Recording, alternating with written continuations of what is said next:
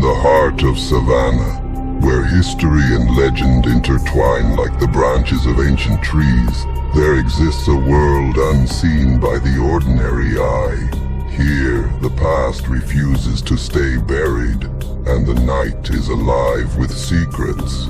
Welcome to a city where the veil between the living and the dead is as thin as the morning fog, where creatures of legend walk among us, hidden in plain sight, and ancient pacts still hold sway over the living and the supernatural alike. From the restless spirits that roam the old plantations to the mythical beings lurking in the shadows of the city's winding alleys, Savannah is a place where every street corner hides a tale, and every nightfall brings a new chapter in a story as old as the city itself. This is the story of Savannah's secrets, where the supernatural is not just a whisper in the wind, but a pulse that beats through the very soul of this haunted city. Are you ready to uncover the truth? Welcome to Mythic Savannah.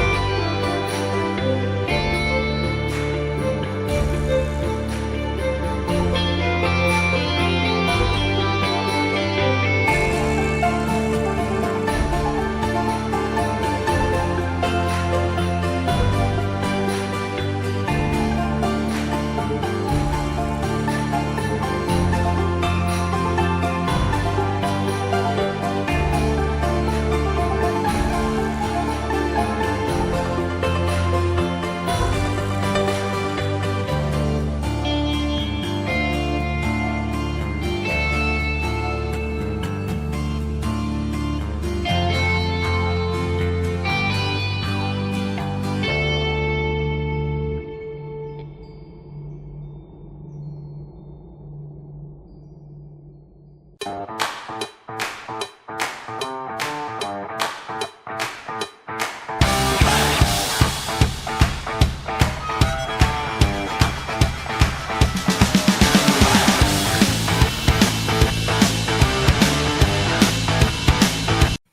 right, now let's see if this works. Going back live.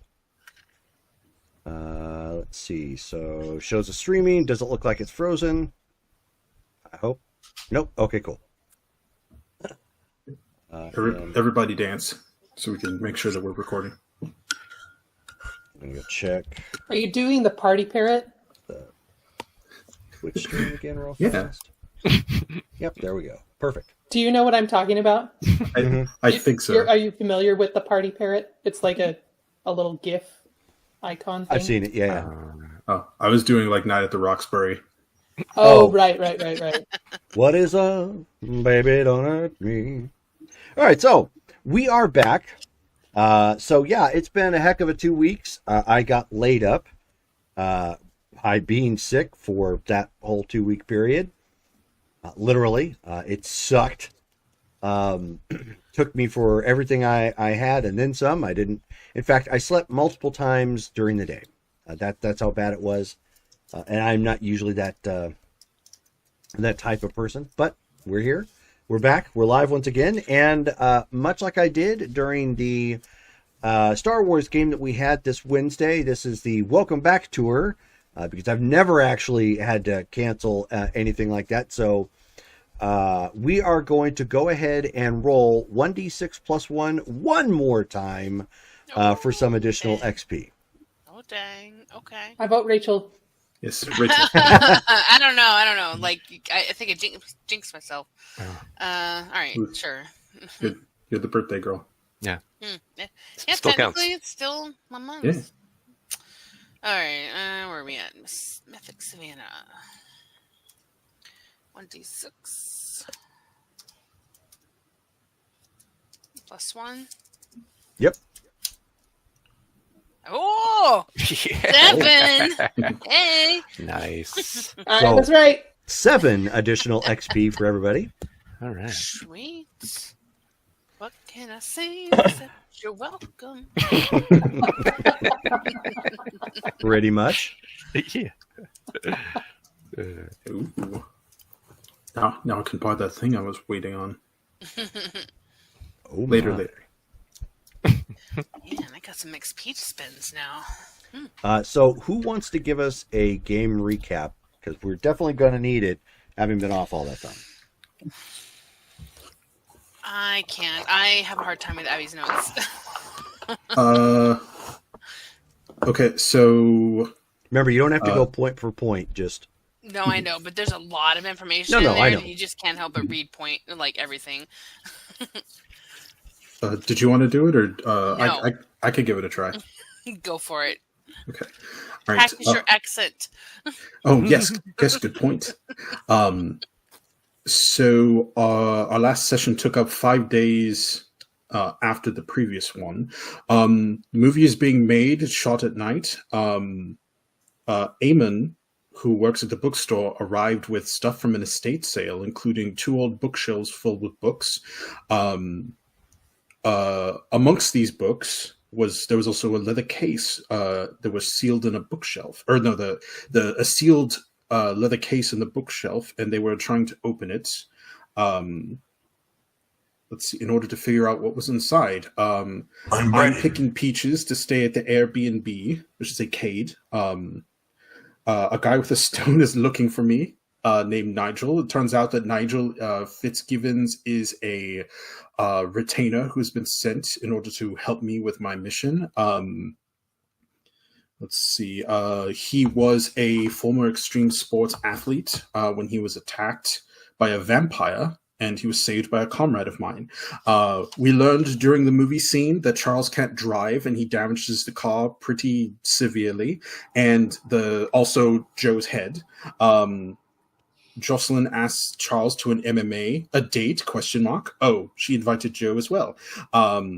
Charlotte's opening the case. It's a leather scroll. It's written in Hebrew, multiple pages, but you can't read them. back to Sly, he learns that Savannah Comic Con is next month. And this guy named there is a guy named Jose who is a surfer who likes the Ren Fair and comics, and is putting up signs for the Comic Con there. Sly is researching the Panthana thing, but can't find anything on it in the store. When Sly goes out to see the nightlife, he goes to the front street where he met Kamel, and he sees a person in an alley looking suspicious. Sly goes up to him, and let's see, this person is hunched and erratic. He keeps sniffing the air and seems primitive. Turns out that he's somehow part shark. Sly reveals his true form, or some sort of a true form, which is a holy paladin with flame armor. Is he an angel? Is he a demon? But he scares the shark man into fleeing, and Sly changes back. And then my final note that I have here is that the Ralph Nader 2000 hat is in. And I don't remember why I wrote that. Because that was the hat you were given to cover your head from the sun. Right. I was expecting like a sun hat, but instead they gave me a Ralph Nader 2000, which I assume is a band. Yes, Ralph Nader is a band. Yeah. Well, there's Power Man 5000, Ralph Nader 2000. I thought it was one band and then the other. Sure. Yeah. Seems reasonable. That'll work. And Sly was over there. He's over 9,000. All right, so we are back to game now. We have got just about everybody with us. Abby is out enjoying the final vacation of the summer for the year, now that she is done with all of her theater stuff. So right now, Charlotte is very busy doing Charlotte things. It is the next night, or I should say the next day, from the events of last game. And we will start off obviously with Sly. Sly's got some questions he's probably going to want some answers to at some point here. Yeah. Regretfully, of course, Charlotte is unavailable. So you've got the bookstore, or you can try and see if you can find some other potential occult expert around town. Perhaps the Arcana Cabana. Yeah, let's see. Although the Arcana Cabana, wasn't that mostly, if I remember correctly, it just had a bunch of, oh yeah, that was the magician's shop. Well, yep. Okay. It did have the cork board in the back. Yeah, that's true. Okay. Yeah, so he'll head there since that's his only real lead as far as the Pathanagal chalice goes, and see what he can find. Or whatever the heck it was that you spotted. I mean, yeah, so either. That true. That too, yeah. Shark Man. Huh. All right, so you come walking in, and of course you hear, the bells chime again as you come walking in, and that guy kind of looks up, and he had a book, or a book, probably a graphic novel, laid out on the counter, and he looks up and he says, "Oh, hey, it's you, man. What's going on?" Nothing much, Kyle. How you been the past few days? Hanging to the left. You gotta hang in one direction, right? Preferably. Yeah. So great. Hey, question. How long have you, lived in Savannah? You a native? Yeah. You've been here long? Yeah? Yeah. You ever have, you ever seen things on TV or the local news or anything about people going missing for just kind of randomly? It's kind of out of the blue question there, but I mean, are we talking that TV show Unsolved Mysteries, or are we talking stuff that pops up in the news? Well, either or, if anything comes to mind, just just wanted to know as far as say safety goes. I kind of had a little bit of a run-in last night when I was walking around town, and wanted to know if maybe I should be driving around town instead of walking from now on. Uh, yeah, I mean, I couldn't really say. I mean, I would imagine we've got the same kind of problem some cities have. Somebody hard up on their luck, and they're going to try and take the easy way and pull out a gun or a knife or something. I mean, I imagine that's pretty common, but Yeah. I don't recall hearing anything out of the ordinary like kidnapping. I mean, we did have Robert Stack come into town one year, but it was kind of a big deal. They filmed an episode of Unsolved Mysteries. Oh, okay. All right. Yeah, I mean, that's fine. Appreciate that. Just wanted to make sure. But yeah, hey, other reason I'm here, I know you have all the magician stuff and what have you, but do you happen to have any books on gonna sound, I don't know, maybe silly talking about this, but like spirits or just occult type of things, anything like that you got in bag or anything? I mean, yeah, but if I'm picking up what you're putting down, you're probably trying to get something that sounds a little bit more legit, as opposed to like the Time Life knockoff, which we have on the shelf. Right. Yeah, I mean, anything that at least people think it's legit and real. It's interesting. I'm picking up that vibe here in Savannah, and I figure I might as well just engross myself in it. Kind of get what's going on. So, do you have okay. anything? Or? Well, I mean, I'm not really an authority on a lot of that stuff. I could obviously point out to what was commercially produced. Yeah. But I don't think that's really going to help you all that much. Have you heard of Madame Devereaux?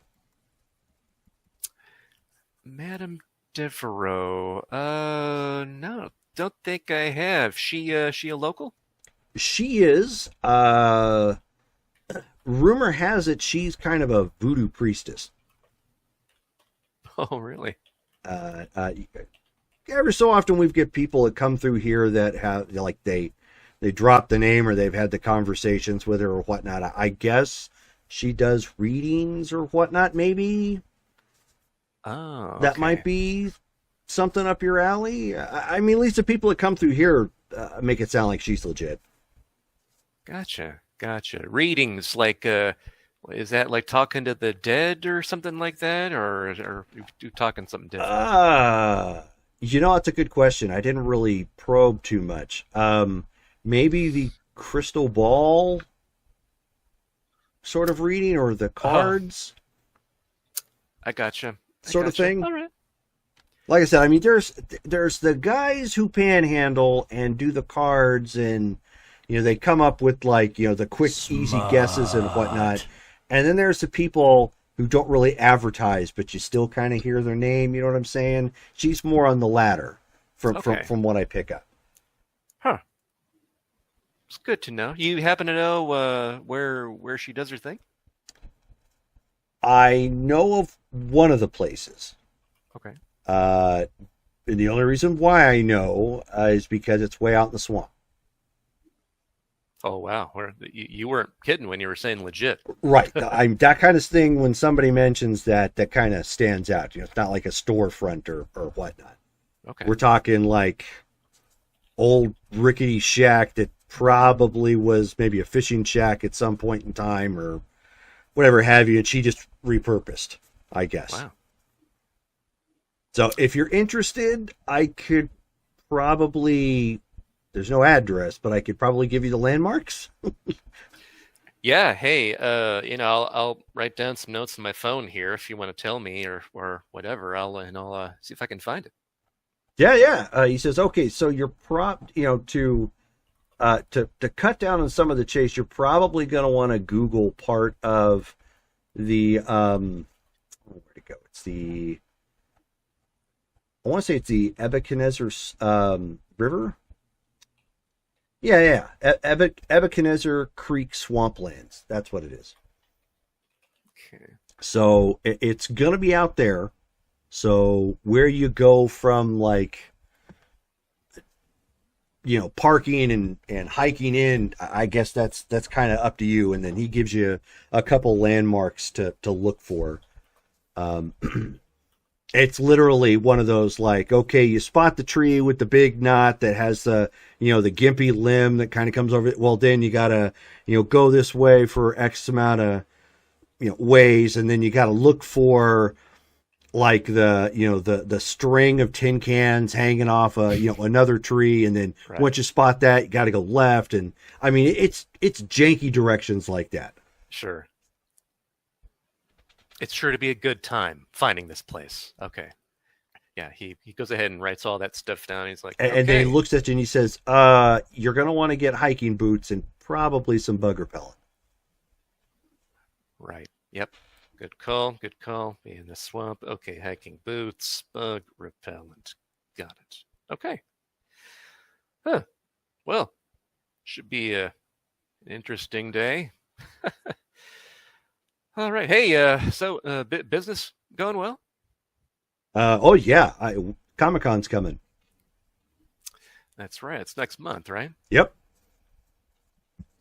So we've already got some of the flyers in here, and then of course we've got people poking around trying to make legit quote unquote costumes. So they think for whatever reason we kind of have the angle on that. I'm not one to dissuade them.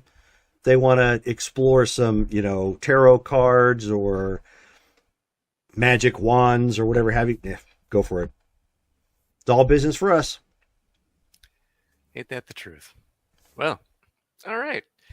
Hey, thanks, Kyle. Appreciate it. I'll let you know what it was like talking to Madame Devereaux if I return. Yeah, I'm kind of curious. I mean, I've obviously got a lot of second and third hand conversations, but never. So yeah, if it works out, if she's legit, let me know. I mean, I can maybe defer audience to her, I guess, or something, if they're looking for legit. I mean, I don't know. She could just she just could be a quack, pawning some weed and coke out in the in the bush somewhere. Well, either way, even if that's the case, then I'll be having a good time, So I'll let you know either way. Cool, man. Cool. All right, you take it easy. Now you too. So he tips his hat and goes back to his graphic novel. Sweet. Sly walks out. He gets in his car and he heads out to the nearest Walmart or whatever to get the boots, bug repellent, gets that ready, and then starts following the directions to find Madame Devereaux. All right. One sec.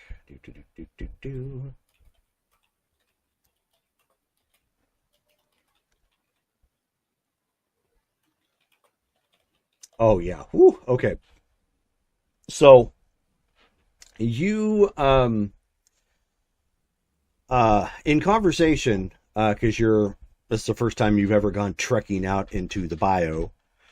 Mm-hmm. You're trying to find the right boots and whatnot, and you actually end up getting recommended not only boots but hip waders. Yeah, that makes sense.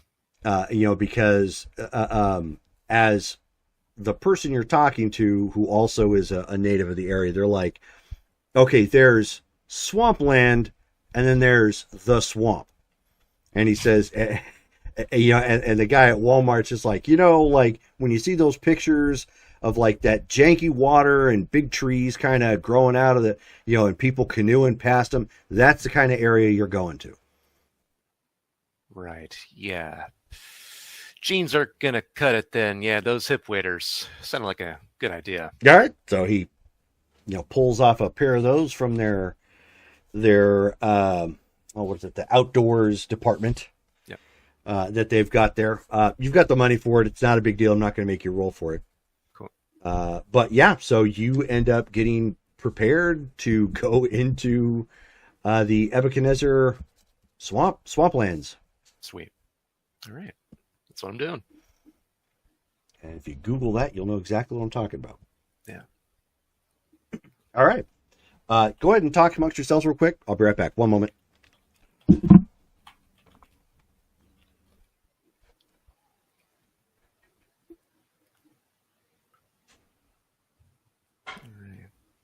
Sly, I know we barely just met, but I don't think you should head out to the swamp on your own.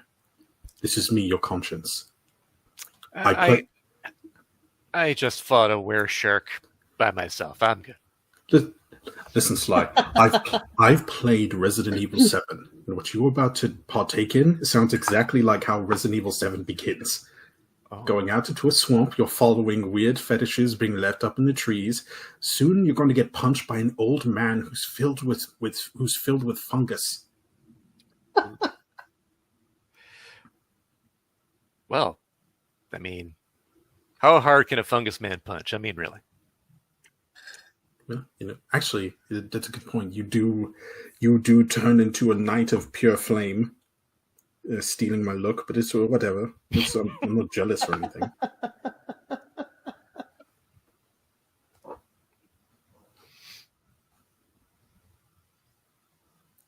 Pictures of this place are wild. Yeah, I should look some up. So Ebuchadnezzar. Apparently it's Ebenezer. Yeah, I think it's Ebenezer Swamp. Ebenezer Creek Swamp.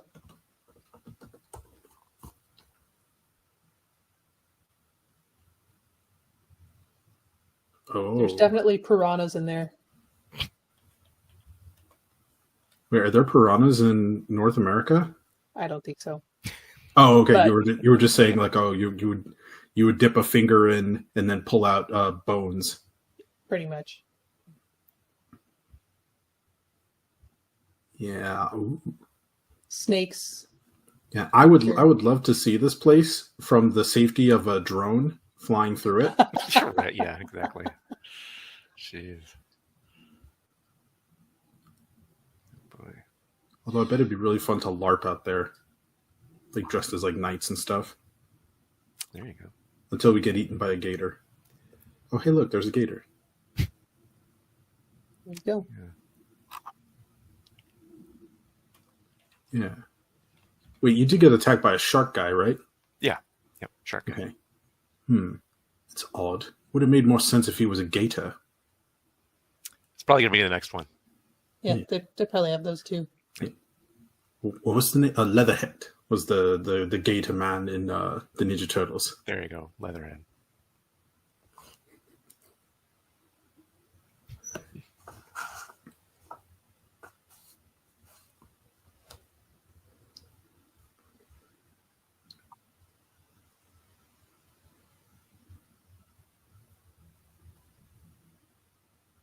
What are these trees called? Um, The one that you see, like the roots going out into the. Oh, right. I feel like I should remember this. It's like mangrove trees, Mangrove, maybe. I think.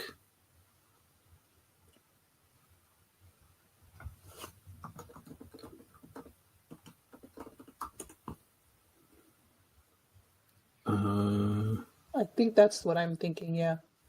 Yeah, it's a group of trees and shrubs that live in coastal intertidal zones. It's a species. There's 80 different species of mangrove trees.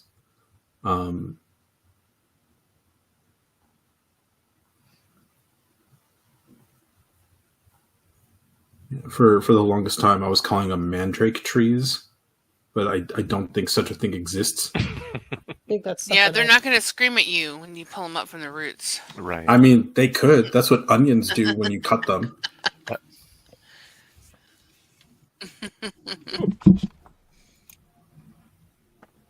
Okay, I'm back. Hello. Sorry about that. Hello there. All right, so on with that. All right, so Davy and Joe. Actually, I can't do you just yet. It's gotta wait till evening time. Nope. But Davy, Charles ends up getting a call from the director. Yes. Okay. He lets you know that the film is likely going to need some more money. Oh. Okay. How much more? He's looking to try and get some padding. So if nothing else, 1.5 million if possible.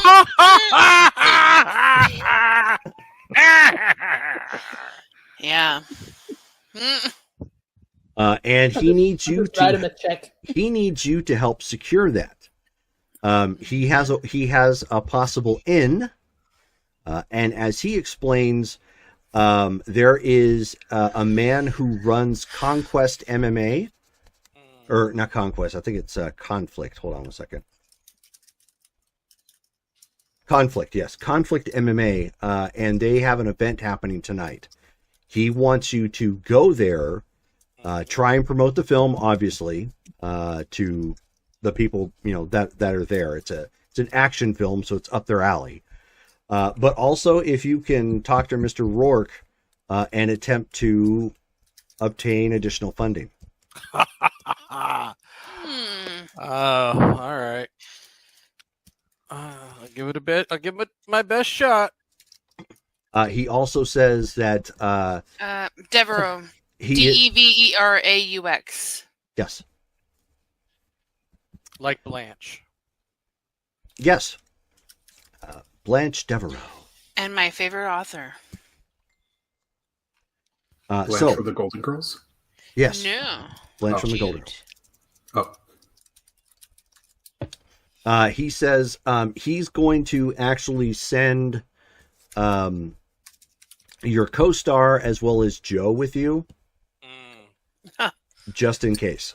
I'm a chaperone. I know. I get it at this point. This is what I'm paid for. And he says, and then he also says, for the love of God, have somebody else drive you. Will do. He's just like, we can't have you like wrecking your face as well. Oh, all right. I'll have Joe give me a lift. It's good. It's very, very good. Yeah. Okay. Talk to you later, Mikhail. And he's just gonna hang up the Okay. phone and just like Hangs up the phone. just fall back on his bed. Oh God. Okay. So obviously you'll have to wait till the evening time because Joe apparently is an evening kind of girl. Yup. So Brittany. Ooh, I should send her a message though. You could. Yeah. Send her a text. Send Joe a message. Hey, I need you this evening to take me to such and such a place. Sure. Yeah, she won't reply that until she's woken up, but Right. So Petra. So morning has gone. No problem. As everything should. You end up getting a call, however, I'm trying to say cafe, but the shop. It's a cafe. Well, I was thinking cafeteria for some reason, but Oh, anyways, but you had just closed that up, and wrapping for the day, and your phone rings. I will check it. Okay. It's from a number you don't recognize. Is it a local number? It is. Then I'll answer it. Okay. So as you answer, you hear, Aunt Petra? Micah? Yeah. Do you know where my mom is? She's probably in the house. We just closed up the cafe. What's going on? Well, she was supposed to come and pick me up, and she's not here. Okay. Sit tight. Are you inside at school? Yeah, I'm in the office.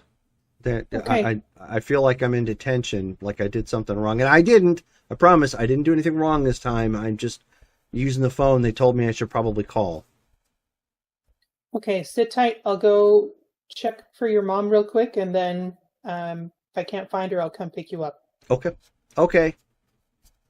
I don't know the number, but the number I'm calling from is the office number here. Okay. Thanks, kiddo. I'll see you soon, probably. Okay, thanks. So I will hang up and go look for what's her face? Hang on. Is it Charlotte? No. That shows you how close they are. No, it's just been a long time since we played last. I know this stuff. I hope you do. Just make up a name. Courtney. There you go. I need a picture for her also. Yeah. Anyway, so I'm She gonna looks go. like Blake Lively. So Yeah. I'm gonna go look for Courtney. okay. So you go back into the house. It's nice and quiet. Nobody there, and you don't see her car out front. I'm gonna try and call her, Okay. but also make my way to my car. Sure. So you call, it rings and rings and rings, and eventually goes to voicemail. Okay. Well, if both of us end up showing up, that's better than none of us. So I'll go ahead and drive to the school. Okay. So it's not terribly far from where you're at. You know, you end up driving down to the other side of the island. And he's kind of, twiddling his thumbs, sitting in the office. And, when you come walking in, the secretary up front, looks to him and says, do you know her? And he's like, yeah, that's my Aunt Petra. And so he, picks up his backpack with his books and whatnot, and she gives the okay that he can go with you. Is this the end of the school day, or is he leaving early? No, it's the end of school day. Oh, okay. Just making sure. All right. Well, we'll say, how was school? Fine, I guess. I'm really trying. I'm not, I don't know. I don't like being here. It makes me angry. You're still having a tough time? Yeah. Do you want to talk about it? You don't have to. But I just want to punch this guy in the face. And is that bad? I mean, he's rude. Well, he picks on people, just for no reason. I don't know. I just want to give him a good one, like a knuckle sandwich, right? Just biff him. Does he pick on you? No, it's not like it's a a problem with me. He's just not nice to some of the people on at school. Have you told a teacher? I mean, yeah, I try to tell them, but they don't listen. Well, it's a pretty tough line to walk.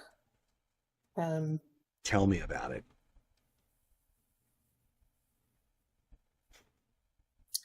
Well, I don't know what happened to your mom, but Why don't you roll a perception and alertness check? Okay.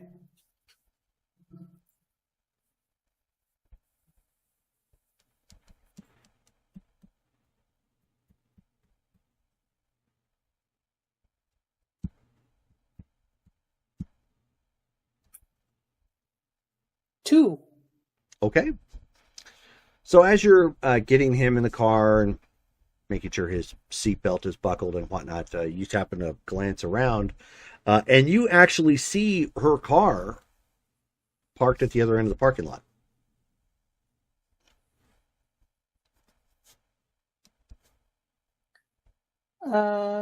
That's pretty weird. I'll go ahead and drive around to her car. See if I see her anywhere nearby.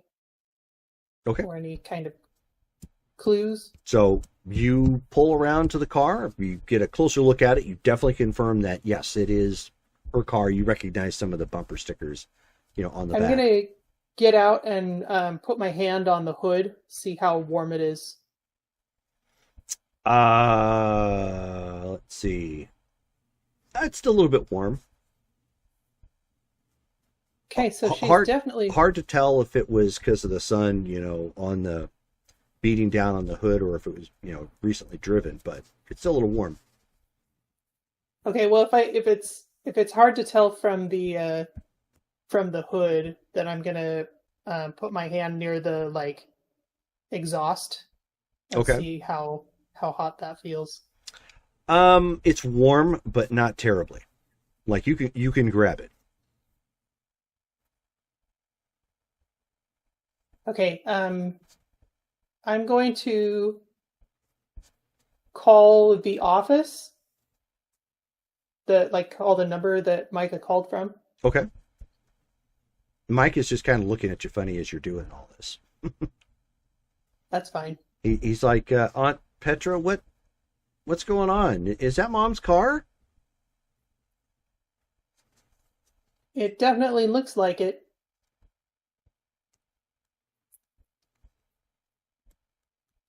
Hang on a second. I'll dial the office. Okay. So the secretary comes through. This is the school office. Hi, this is Petra Durant. I just picked up Micah. Oh, yes. How can I help? His mom's car is here in the parking lot. You're sure you haven't seen her come in? Positive. He's actually been here in the office already a half hour. I don't suppose you have a security guard or somebody that I could call. We do have a security. We do have a security guard on campus. I think he was out watching the crosswalks, though. Okay, if you happen to see her, just tell her that I picked up Micah. Of course, absolutely. Thank you. And I will hang up and say, Micah, let's take a little walk.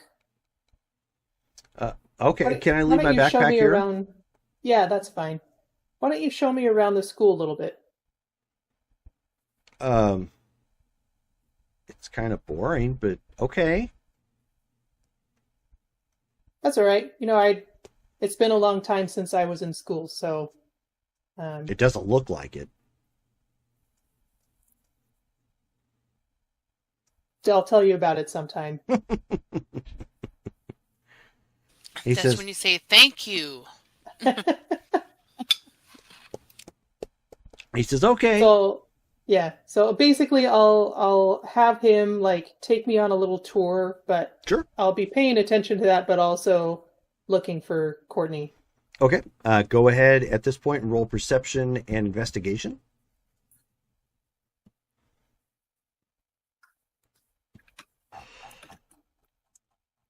Three. Nice.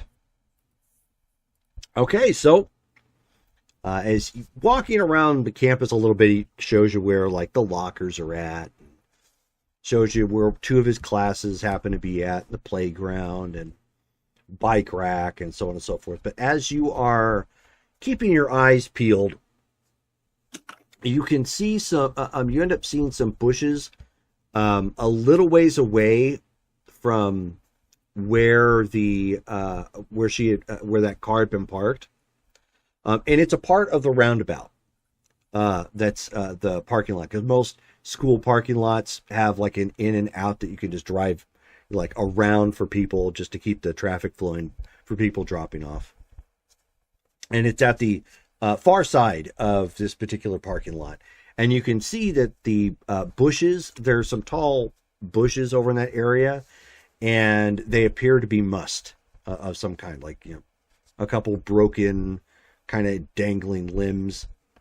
Like if I had any tracking experience, it would definitely be suspicious. Correct. Um, Speaking of which, do you have any survival? I have one. Oh, okay. Well, you could take a closer look. You could roll investigation or survival, whichever is better. They're the same. All right. So I should you want me to roll again? Yep, perception and either survival or investigation. 3. Nice, 3. So looking at it, it does look like something may have come through here and snapped some of the branches or whatnot. It's hard to say what actually took place. The tipping point, however, is when you find a phone in the bushes, upside down. Uh-oh. I will pick up the phone. Okay. Or does it look familiar? It does. Is it her case? Yes. I will surreptitiously put that in my pocket. Okay. Like not show Micah. Then give me a dex and larceny check as you attempt to palm it and keep it from view. How about subterfuge? Subterfuge is the art of lying. So if you had a Jedi mind trick, you could certainly use that. Does my arcane fit in here anywhere? Oh, it does. So you could technically add whatever you have for arcane to that roll. Okay, so did you say manipulation? I did not. I said dexterity and larceny. Dexterity. Oh, okay. Okay. But you can add arcane to it.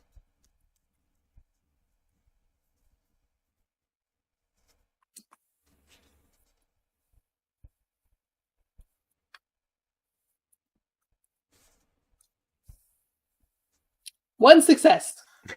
Okay. He's not too sure what all is happening or why you guys are looking at bushes, but you do manage to take the item in question and drop it. Do you have a purse or is it a pocket or just put it in your... I have my cardigan, which has pockets. Okay. If you want to destroy my cardigan...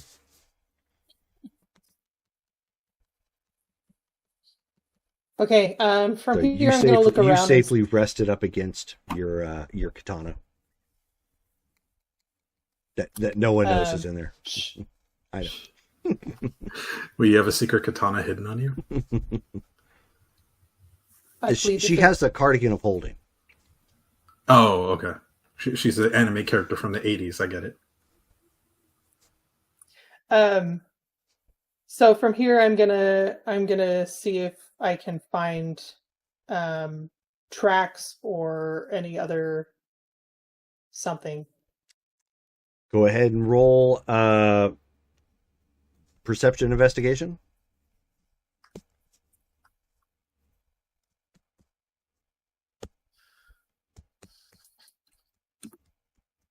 Three.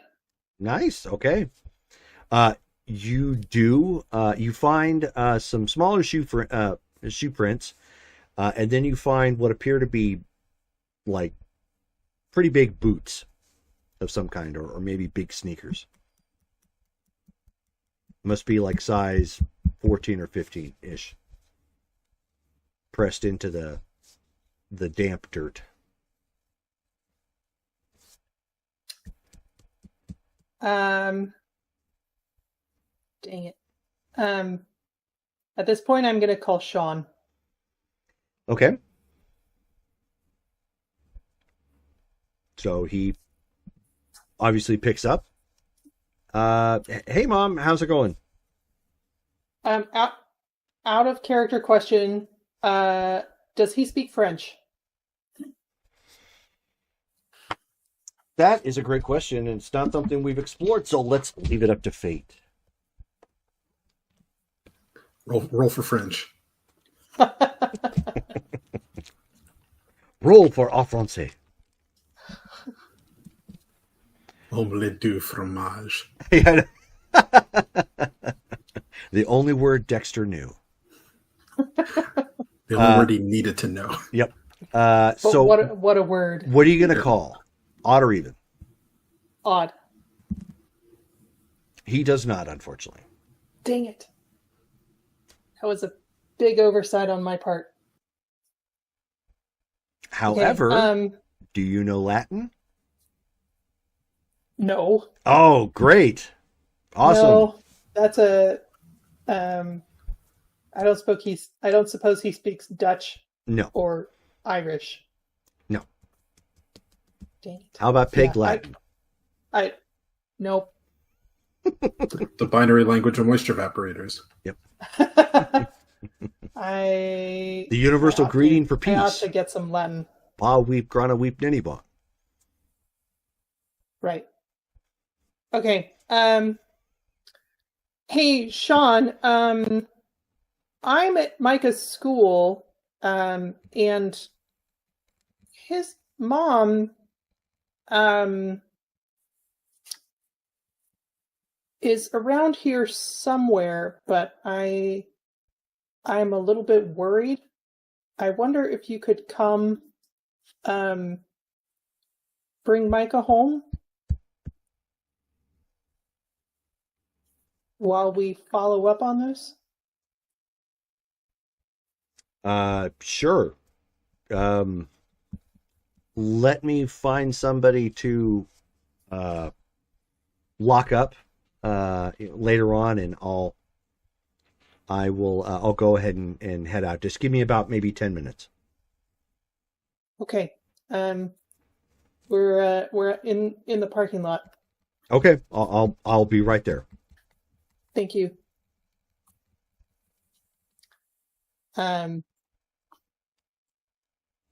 And Mike is probably getting a little freaked out. He is looking concerned at this point, because obviously that was all in English and not hidden. So he looks to you and he says, is my mom missing? I don't know, kiddo, but it's going to be okay. Don't worry too much about it. We'll figure it out. And so he just kind of like looks around. He's looking a little worried at this point, but just kind of sits down on the curb and hugs his knees. You want to do some exercises with me while we're waiting? What kind of exercises? Stuff that we've been working on in the basement. Is that okay to do here? I thought that was like a private thing. Well, I mean, you have this nice lawn here. I don't know. I'm on Petra. I'm kind of worried, and I don't see why that would help much. Okay. Do you want to tell me more about school?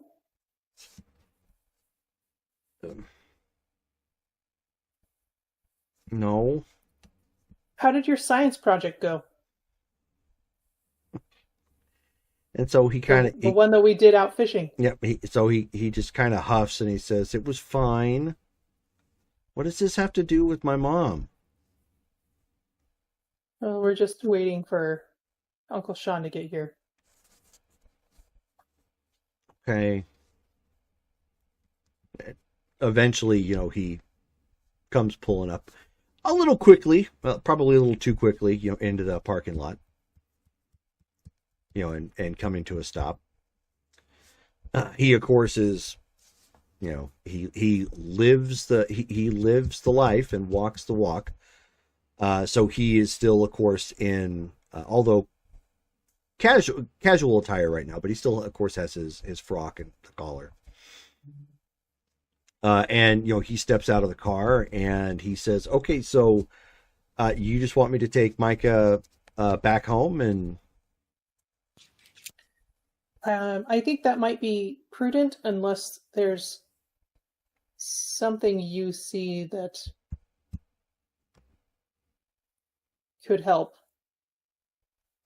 I'm gonna face him and kind of like shield view from Micah, and I'm gonna pull out Courtney's phone and show him, and kind of gesture to the bush, and then I'm gonna show him the tracks. Okay, so he takes a second to look at that. He hides it well, but he understands that this is obviously a lot more serious than he thought at first. Takes a second glance at the bush area and whatnot. Then he just looks to Mike and he says, "All right, kiddo, tell you what, we're gonna go. I'm gonna take you back home. Your Aunt Petra is gonna go out and poke around for your mom, see if maybe she just got sidetracked or something. And how about I make dinner tonight or something?" And he kind of shrugs. He says, "Okay." And then he just looks to Petra and he says, "Call if you find something out." Of course. Don't forget your backpack. And so he wanders back over to your car to go get his backpack and climbs into the car with Sean. And they drive off. Okay. Then I'm gonna go after the tracks. Okay, well, the tracks, there's not much to them other than the couple that were right there in that bush area. But you basically, you see the two, and it looks like only one walk away. Is it the big ones? Yeah. I'm gonna follow those. Again, they don't go very far. They because there's only so much dirt in the sidewalk. So it looks like two people were there, one person walked away. Okay, I'm gonna take a picture of the track. Okay. Maybe put down like a pen or something for scale. Oh, good idea. Okay.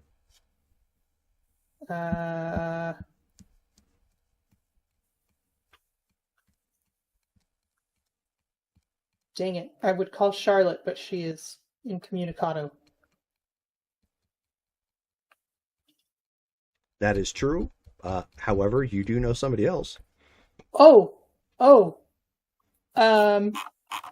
I'm going to phone another friend.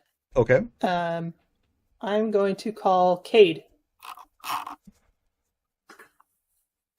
People, bobble, people, beep.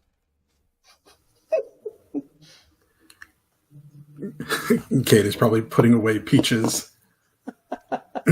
Yeah. So as you are in the process of working the fields with your manservant, assistant, squire, you all of a sudden hear this: "Going to the country, I'm going to eat a lot of peaches." Oh, I imagine that his ringtone is "I need a hero." And so he'll dust himself off, grab his phone, and be like, "Yes, hello." Hello, Cade. This is Petra. How are you at tracking? I've got a bit of experience of tracking. Is there something wrong? Yes. My cousin is missing, and I think she may have been abducted. I see. Where are you right now? What is your location? I am at the elementary school, and I'll give the name and the address. Yeah. Okay. All right. I'll say, all right. I will meet you there. I'll be there as soon as I can. Thank you. Should I come prepared for combat? It's always wise to be prepared. All right. Say no more. I'll be there shortly.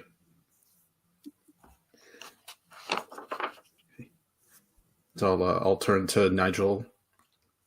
They'll be like, Nigel, it's time for us to go to work and not this peach stuff. Come on, let's go. All right, I'm on it, boss. Just grab your things and I'll bring the car around. Okay, I'm gonna grab my like I don't really have much in the way of like armor, so just like it's the kind of what he's got in the art, just like leather jacket, essentially like dressed like he's like a writer, but I've also got the my sword which is inside of the like that carrying case. Correct. Okay. So yeah. Hop into the purple neon, my valiant steed. Yep. And then here we drive off. So How yes. many horsepower is that? Wait, what?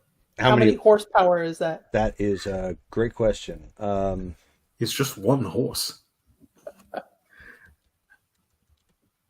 How many horsepower does one horse have? You and your squire ride the same horse? Yeah. Well, he trails behind me with coconuts.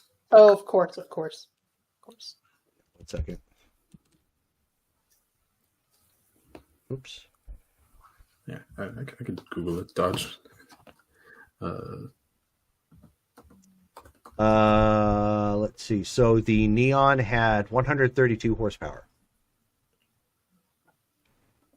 Sweet. I mean, that's all Greek to me. I was just making a joke. But you wanted to know, so I looked it up.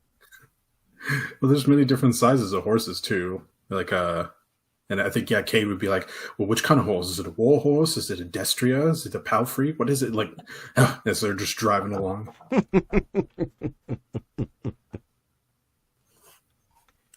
So as you guys pull out, you hear this. And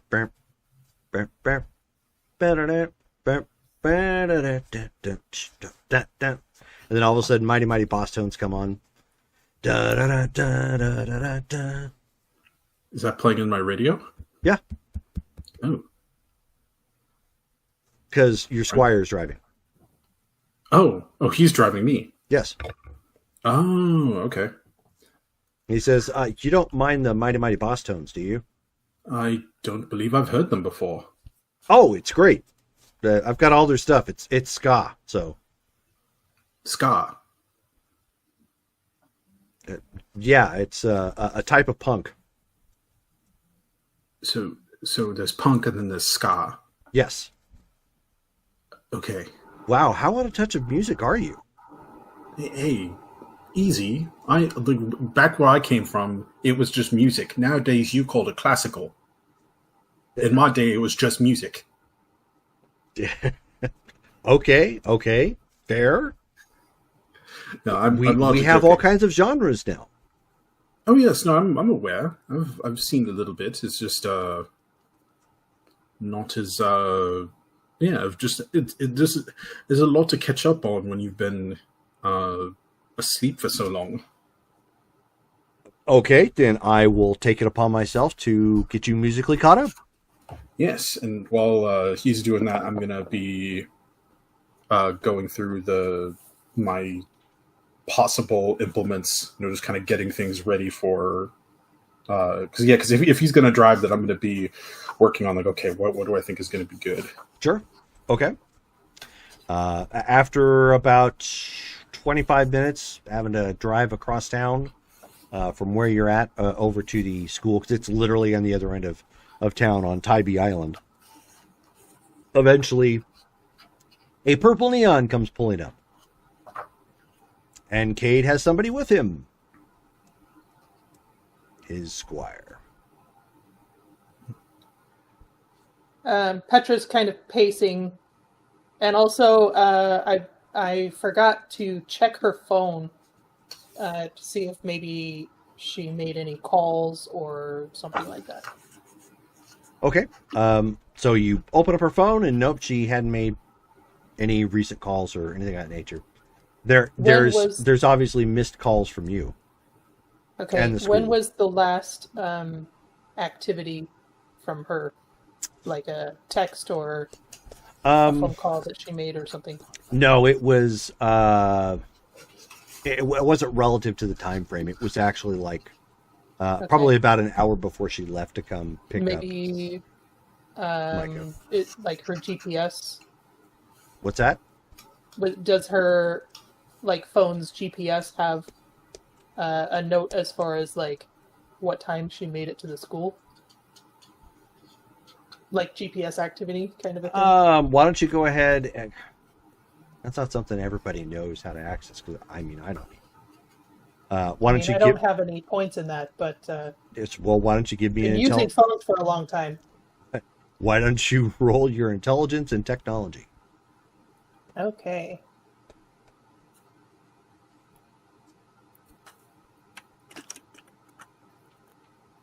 One.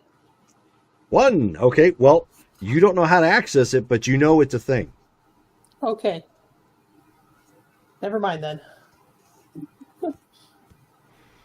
So you see, as you, Kate, as you come pulling up, you see that she's obviously pacing back and forth and fiddling with a phone. Okay, all right. I shall. We'll disembark from our vehicle. I've got my my sword bag just on my back, and I'll approach Petra in a jog. Just Okay. Yeah, and so as you're starting to approach, he says, "Boss, we're right next to a school. We probably don't want to start showing stuff unless we absolutely have to. That could bring all kinds of bad attention." Oh yeah, of course. I have no interest. The like, because my sword's in like it's in a covered like it's supposed to look like a gym bag essentially. Mm-hmm. But hopefully it doesn't look like I didn't want to. Yeah, it's I guess I could leave it in the car. It could be a hockey stick. They don't know. Yeah, I'm here auditioning to be the new school gym teacher. But yes, no, I have no intention of drawing steel in public unless it's absolutely necessary. But I'd rather have it on me than not have it on me should we need it. But no, understand. Yes. It was just a safety reminder. No, yes. Don't know why I had to be reminded of that. I am a responsible sword wielder. But you didn't even know what ska was, sir. Well, I think those are two different things. I'm just trying to get caught up to your speed too. Okay. Well, you wouldn't draw steel even in my original time unless you meant to cause trouble, you know. But yes, I know what ska is now. Yes, Petra. How can we help? Oh, yes, this is Nigel. He is my squire. How you doing, ma'am? Oh. Hi, Nigel.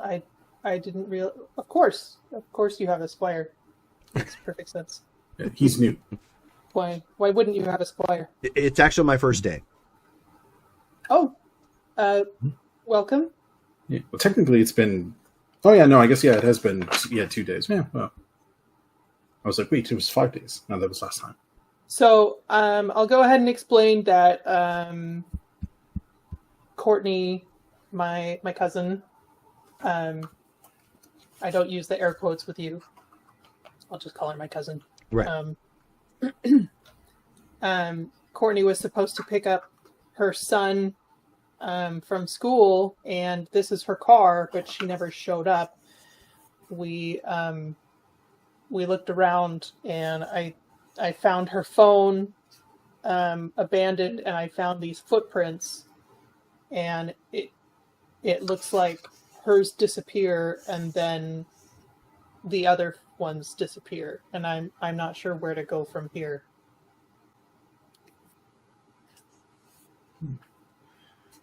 Okay. Do you have any suggestions? Did you check the GPS, ma'am? The GPS? Yeah, to the phone. She knows her way here. Well, it would also tell you when she got here. Oh, yeah. Can you show me how to do that? Oh, yeah, sure. So he, takes a moment real quick and yeah. hand him my starts phone. swiping. He's like, "Oh no, that would be Apple," and he kind of swipes around a little bit and pulls it back up. She's got a Samsung. She strikes me as an Apple user. Oh, she has a Samsung. She has a Samsung, yeah. Good for her. And he shows it right there, and he says, "Looks like the phone has been here ever since about 2:50." It's at this point. It's probably been at least an hour. Yeah, a little bit over that. Yeah.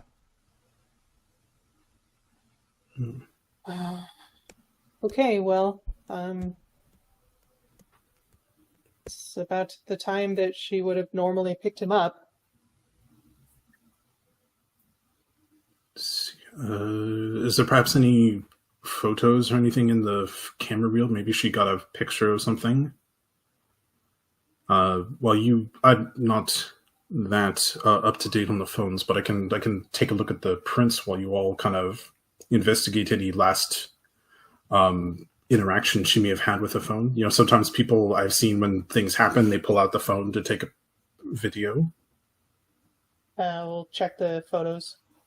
Okay. Yeah. So you check the photos, which also would have video clips. Nothing there. Okay. And yes, Jerome would like to. Let's see. Yeah, I would like to do a tracking roll.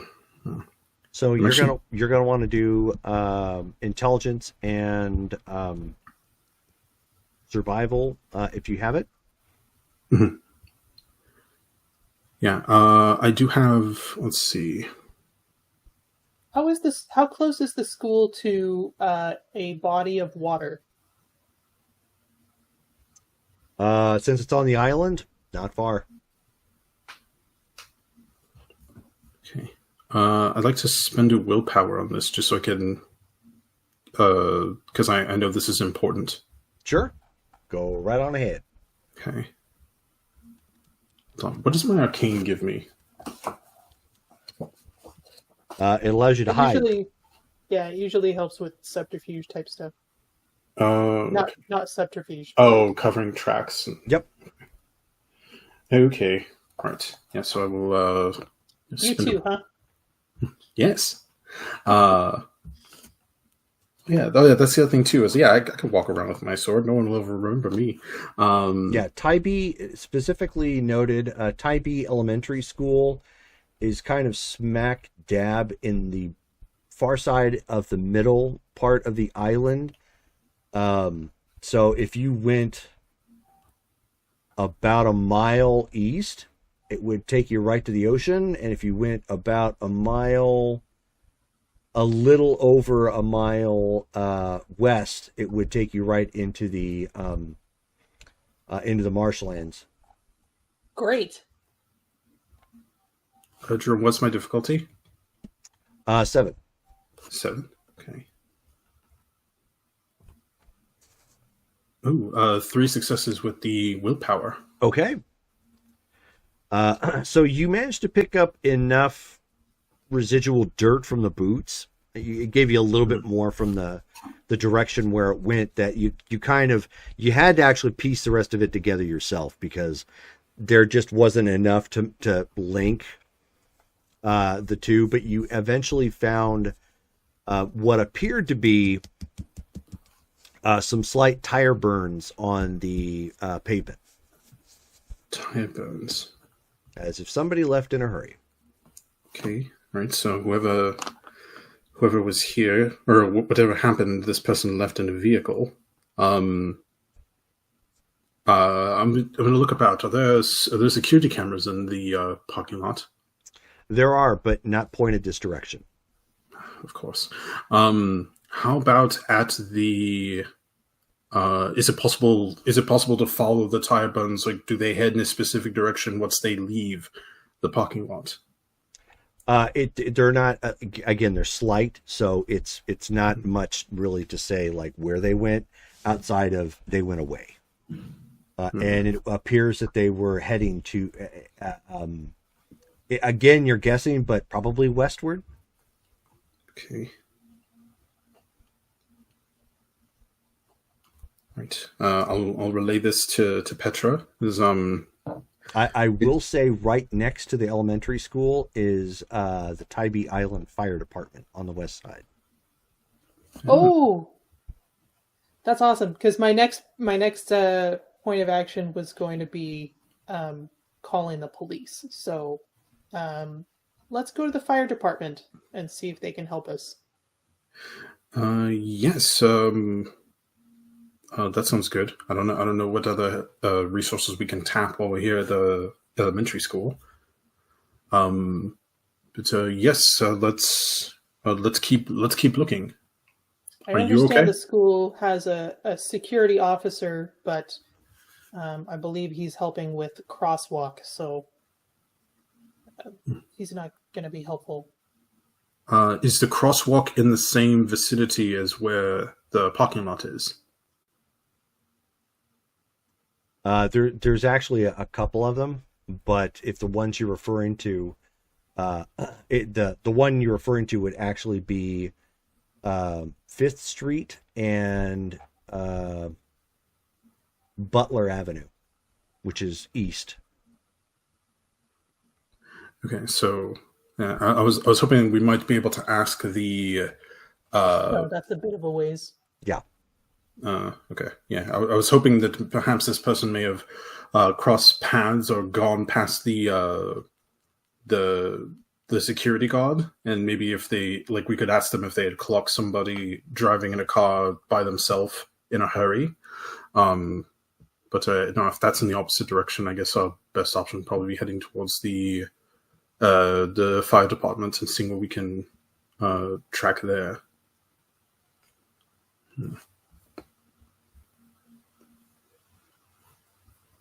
Oh boy! Can I go over to the bushes itself? And is there anything I can do, Jerome, in order to see if I detect anything that's supernatural about this? Like, does this feel like a normal kidnapping, or does this feel like something? That's not something that the power would enable you to see. That's like an aspect sort of thing. Okay. Well, I wasn't specifically meaning like clear-sighted. I was just wondering if there was anything like, is there anything left in this site that would make me believe that this is more supernatural than... No. Unfortunately, there's just not enough of anything to denote that it was supernatural at all. Okay, no purple slime on the wall. Correct. Yeah. No, nothing like that. Yeah. Dang. Okay. Yeah. All right. Diddy didn't come by in Diddler and leave a trail of green slime or something. Wait, who? P. Diddy. Oh. Oh. God, I hope not. But yeah, no, the search continues. Okay. So I will get back to you guys in a second then, as you are trying to dig for more details. So we're not quite at the evening time at this point. It's getting close. Dale, you have found a reasonable dirt road to stop your car at and proceed to go hiking off into the swamp. Sweet. All right. Yep. Get those waders on. Oh, yeah. All and that. the waders were a great idea because the water in most cases are like right up to your hips. Got it. Sweet. All right. Yep. Start following the directions with all the landmarks and all that. Okay. So give me a wits and alertness check. Okay.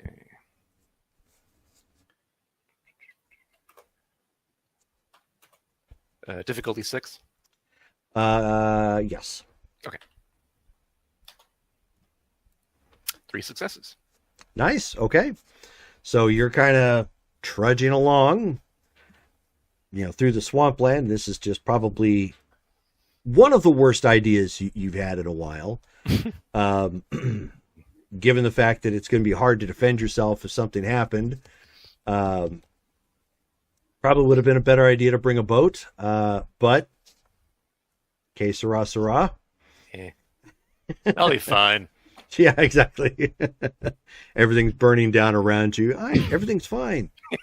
Yeah. But you find the first landmark, and thankfully the ground evens up a little bit. It's not quite as deep where you're starting to go, and you're able to kind of navigate around closer to the trees. You can stand on the roots that go into the ground, so that way you're not so far into the water. You do see the occasional frog leap out of the way past you, or the snake kind of slither on by through the water. It's pretty lively out here. Definitely a swamp. Yep. And you continue on. Again, it gets a little bit more terra firma to the point where you're just down to your knees. Okay. Still not ideal, but way better than all the way up to your hip. Yep.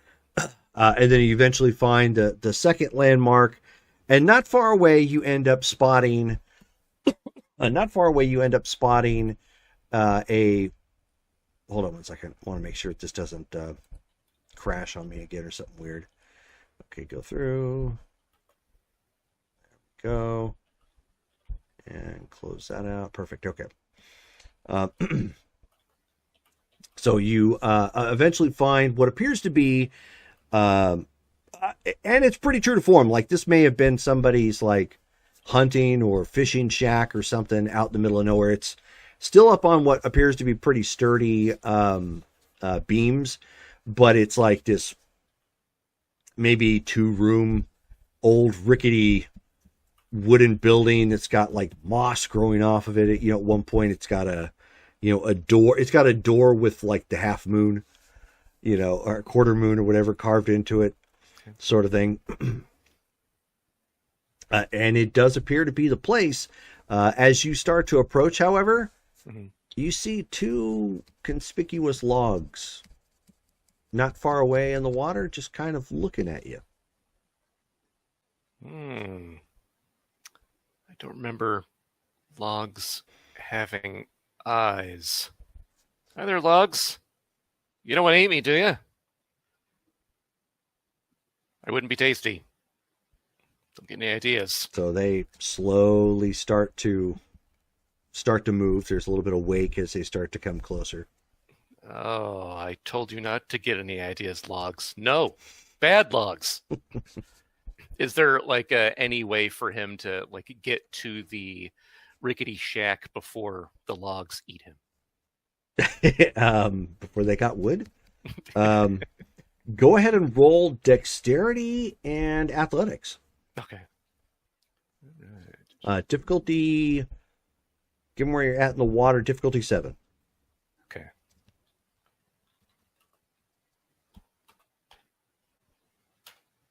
And Madame Devereaux, you end up hearing a lot of sloshing coming out from the nearby swamp. Got Or 2 Devereaux, I successes. should say. Okay. So you... What in the heck was that?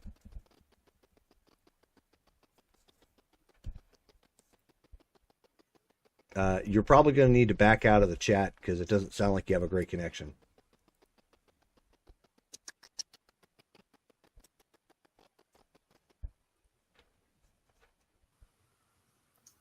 I see what you did there. I was wondering who that other spot was. Me too. I even looked at the chat or like at the stream, and I counted boxes, and I was like, maybe that's the one for the stream. Maybe that's what the trouble was. Madame Sneaky. Devereaux's a real person. Real person. Oh yeah, of course. Duh. I looking at. How did I not see that before? Oh, right, because you just. I get it. I get it now. Oh, is there? Very, very tricky. Very tricky to run. And here I was looking at the chat and being like, "Oh, Shelly's in there. I wish she would join the game." Wish granted.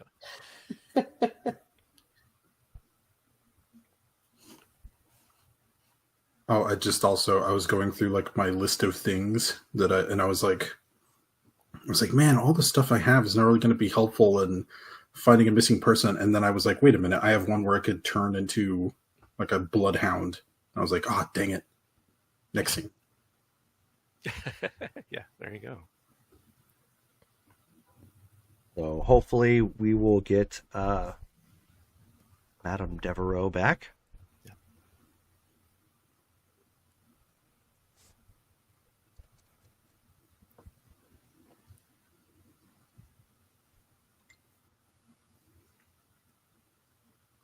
Okay, so she's needing a reboot.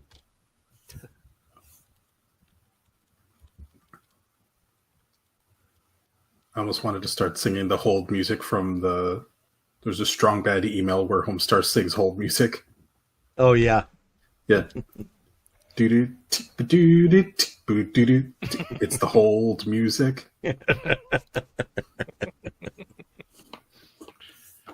Okay, so while we are waiting for her to return, so it is evening time at this point. Charles, you have sent your text over to Joe. Joe, when you come around, there's a text message waiting from Charles. Cool. Who's it from? Charles.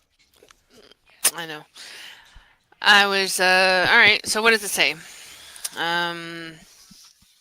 Dearest Joe, I need your assistance tonight. I have to go to a MMA event and secure funding for the movie. I'm supposed to go with you and, oh, sorry, what's her face? Jocelyn. Jocelyn to a fight tonight. Is that what you're talking about? To respond? Charles will respond back, no, different place. Well, I already have this commitment with Jocelyn, so are you sure it's not the same place? I don't know. Let me call Jocelyn and see what's up. Hey, he'll go and text Jocelyn. Hey, Jocelyn, are we going to the MMA place? So you get a couple question marks. With quotes, the MMA place. What is the MMA place? Oh, what was the name of it? It was like director something. I can't remember. Was it like conflict or something? Or yeah, it was like conflict something. Conflict? I didn't write it down. I just said that they told you that they need you to go and get more money from the main financier of the film. Yeah. Rourke is who we're supposed Mr. to Rourke. attend. Rourke. Oh yeah, so he'll respond back. Conflict MMA, Mr. Rourke. Ring any bells? So she sends a text back. She says, I got an update from the director who said I was supposed to be going with you. Why are you asking me all these questions? Oh, Joe wants to know if we're going to the same place or not.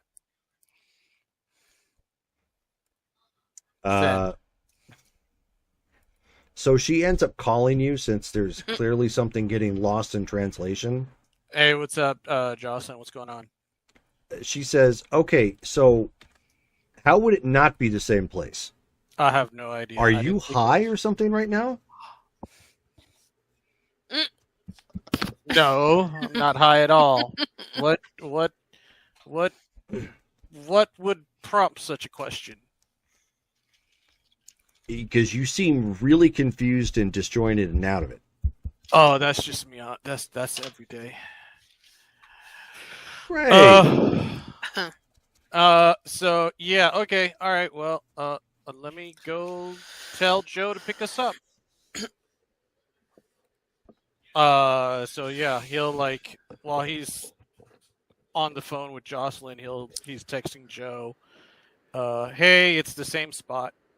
Oh, well then Jocelyn's supposed to be picking me up at 6.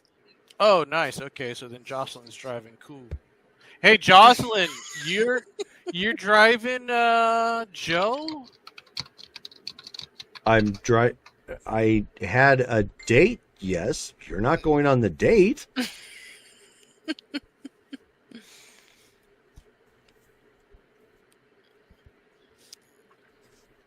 But it's all to the same spot. Just let me bum a ride. I'll give you gas money. It's like when my mom took my sister to school and my sister said, "Don't come in the same door as me." Yeah, pretty much.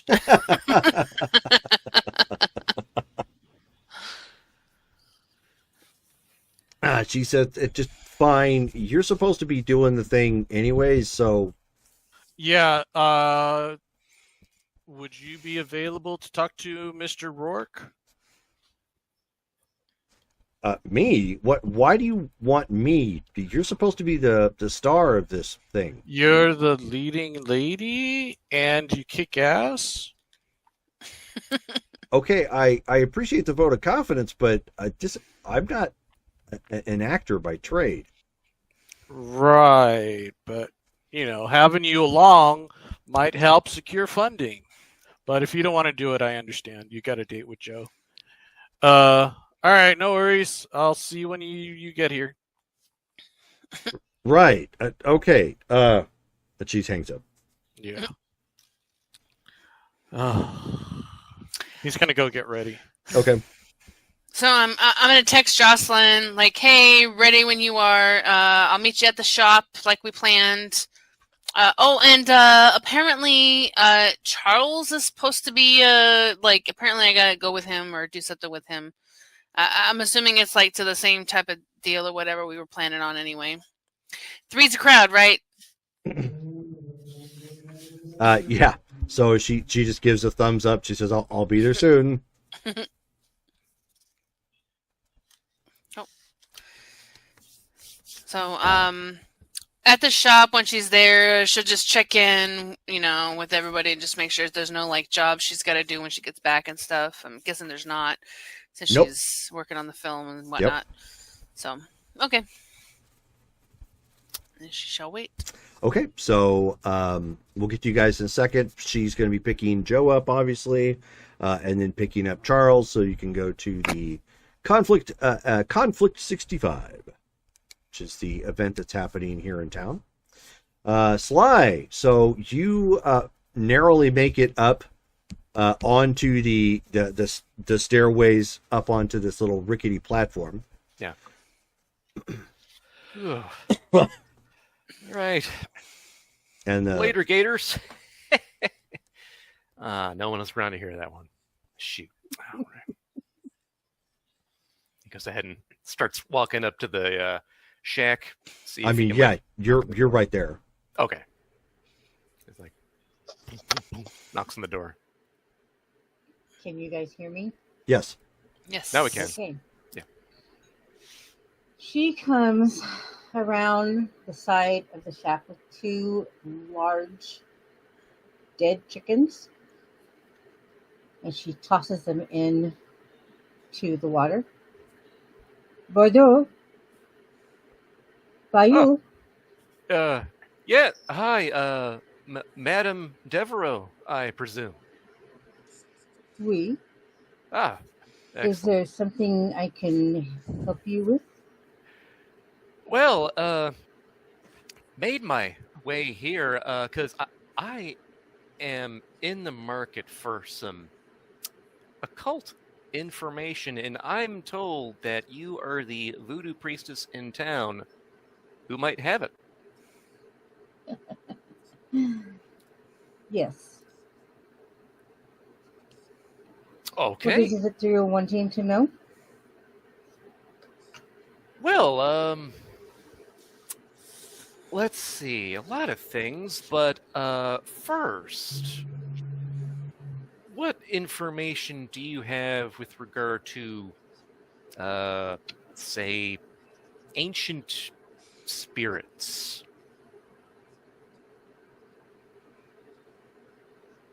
Would you like to have a seat? And she's going to point to a couple of chairs that are on the little kind of deck-like area.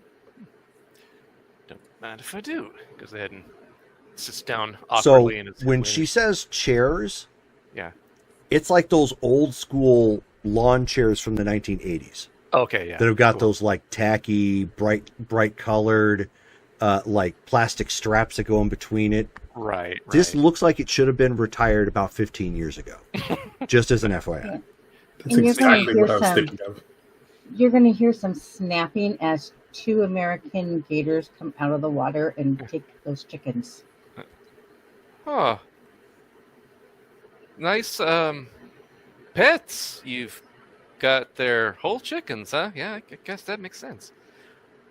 Yes, they make a great home security.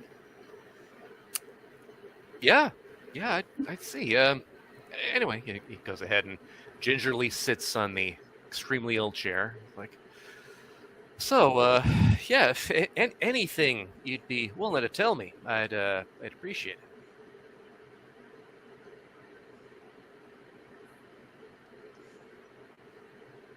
I'm waiting for something. So, well, yeah, you don't want to wait for me just yet. I'm still typing. Okay. What exactly are you, is there a certain spirit that you are interested in? I do have a name of it. I don't know if it's in your wheelhouse. I know voodoo is very specific, it seems, but have you ever heard of a being called Pythanagal? Why don't you go ahead and give me an intelligence and occult check, difficulty 8. Okay. Hi, guys, by the way. Hey. Hi, Hey, you Shall look we- super cool. Charlie, can you smile so I can see? Like, do you have makeup on your teeth too? Oh, It's charcoal. Yeah. okay. You are horrifying. Thank you. Yeah, exactly. Awesome. It accomplished what I wanted it to do. Okay, what you said, intelligence and Intelligence and occult, difficulty, I think I said 7. okay.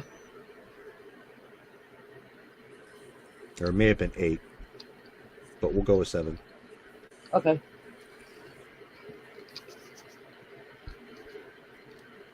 And do the dice roller.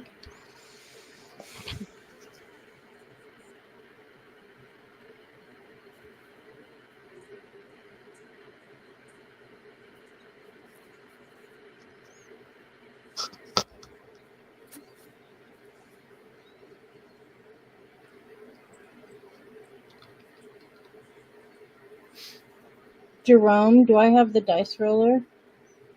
Oh, you know what? Nope. Oops. Hang on a second. I don't even know if you have access to the chat yet. Mm-mm. Yeah. No, because this was all a surprise. Rude. Gosh. Give me 1 You second. could use the vampire one. No. No. Oh. Now you Thought should be about able to it. see it. This is Mythic Okay. Savannah, Brittany. Get God. with the times. Now you should be able to see it. Okay, yeah, I see it. Okay.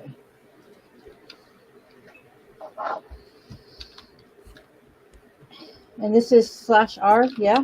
Slash Nope. MM. /MM. Oh, /MM. Gosh, it's been a while. I know, we're all rusty. What is a dice? IR dice. Yeah. She types in the wrong command and it's all come on.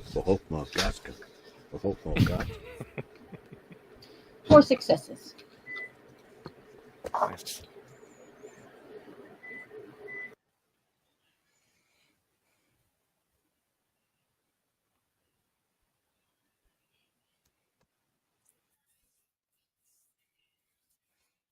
There you go. Oops.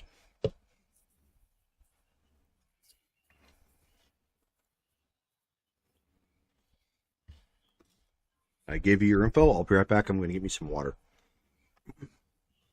Does that 10 explode, Shelly? Do you have like a 4 in occult? No. Okay. We're all noobs. Yeah. New character who did. Exactly. Yes, I have heard of him. Ah, Sorry, guys. Is there something specific that you are looking for? well, what do you know about him? I know that he is a demon, and it is believed that he is connected to the sea and to the oceans of this world. It is a creature that has been known to prey upon seafaring and island-dwelling people. It will grant you wishes, but the price is sometimes more than the wishes are worth.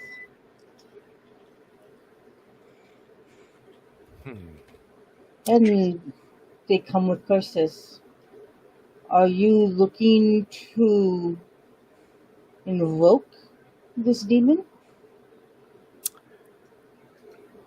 Not invoke. No. Trying to actually get some very specific information. If I asked you if you knew what a true name was, would you know what I'm talking about? But of course, it is the most powerful thing in, well, everything. Well, would you happen to know at least a piece of Pathanagal's true name, or where I could find that? That's a very good question. Let me look to our coach. Do I have an inkling of what the true name is, Jerome? Of course not. That's why it's a true name. True names are not very easy to come by. They are guarded. You could, of course, attempt to divine it. But, yes, I could attempt to divine it. I'll be right back. She's going to go and get some of her things. And while she's gone, of course, the gators are going to be kind of eyeing you. What's that? Told him why she's gone, the gators are going to be eyeing him. Oh, yeah. I don't have any chickens for you. Sorry. Fresh out.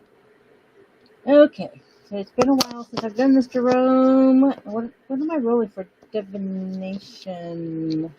I guess I should get my book back up.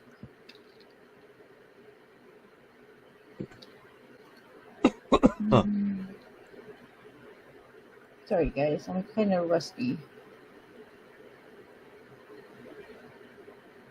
So, how do you attempt to divine? That's the start of it. Yeah, let me look at my sheet. Her, Are you like reading his palm? Are you? No, are you attempting? will. Are you attempting to scry? She's going to turn to her cards. She's going to come back with just a regular pair of So cartomancy. black playing cards. She's going to pull the TV tray between them, and she will start putting her cards out. Okay. The old rusty TV tray that she pulls out looks like at one point in time it had like gold highlights around it, probably from paint. A white background, and you can faintly read Thundar the Barbarian.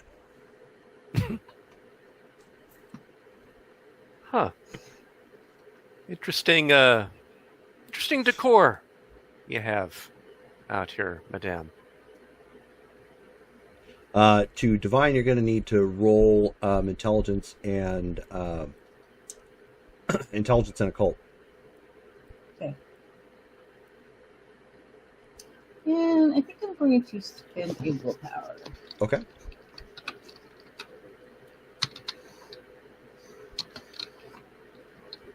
And what's my difficulty? Just regular? So it is going, since you're attempting to divine like a true name, it's gonna be a difficult 8. Okay. Whew, 1 success. Okay. So she starts laying out her cards, putting it together, kind of deep in thought.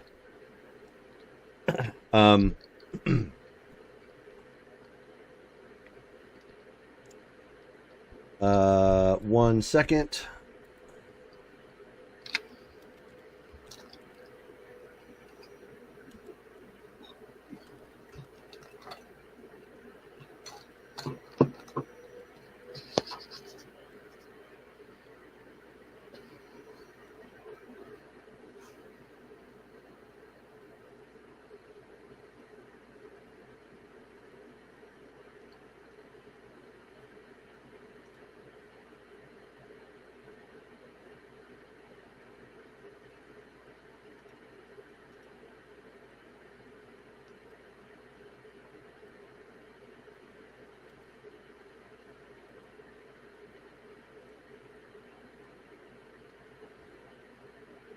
Still have Fahokugans stuck in my head. Come on for hope, no guts. Come on for hope, no guts. I don't know who it is, but it is probably for Hova Gods. Oh my gods. Ask my friend Joe, ask my friend Jake. He said it was for Hova Gods. Oh Right. my gods. So as she is one by one touching the cards, and kind of muttering to herself, she's going to look up at you. Mhm. This is interesting.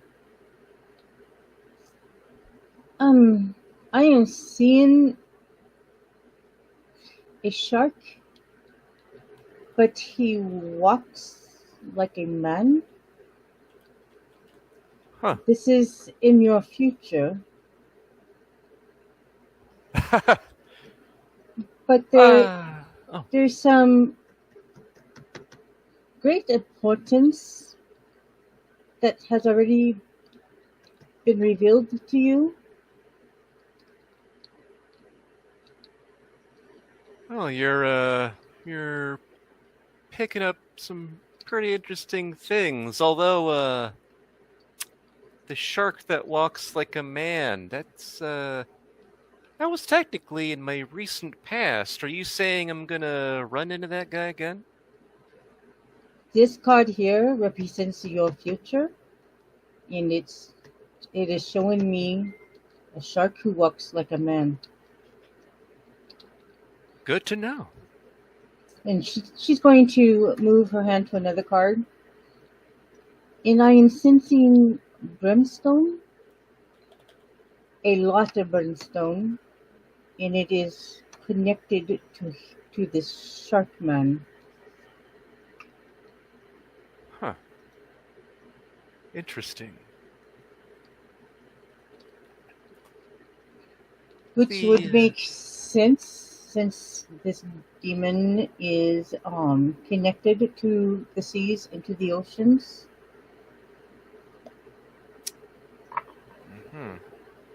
I see. Well, So you said that you already encountered him? I did. I actually did. Yeah, not a nice Tell- guy. Tell me about this encounter. Well, he was a man at first, snooping around in a trash can. I thought that he was just a guy looking for something to eat and kept sniffing around. didn't know a lot of English, apparently. Just kept saying food, food, and apparently he thought I was food, and that's when he showed off his more shark-like side, I guess. Not a friendly guy. And what happened to him? He ran away. Interesting. So you overpowered him. You could say that. That is a feat in itself. Well, thank you. It's a feat that you're figuring this out from some playing cards. That's not too shabby.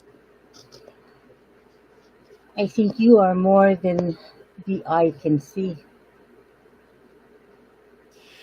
Well, I won't insult your intelligence by saying, what? Me? But, yeah, I think there's a lot of that in this town, actually. Yes, I would agree with that. Savannah, it's very mystical.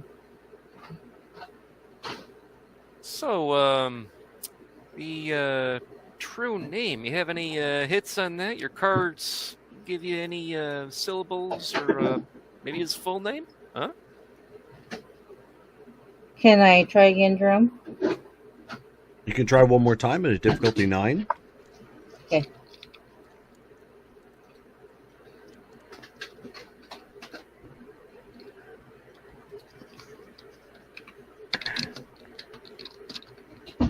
Okay, I'm going to spend another willpower. Okay. Thing. 1. Okay. So once again, you attempt to lay out some cards to see what you can see.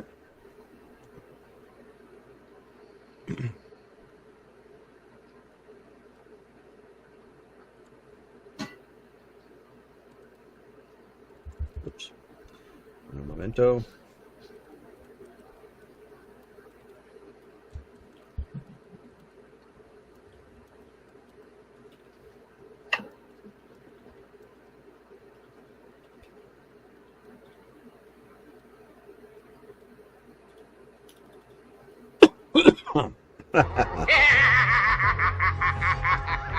And Davy gives us a Skeletor laugh.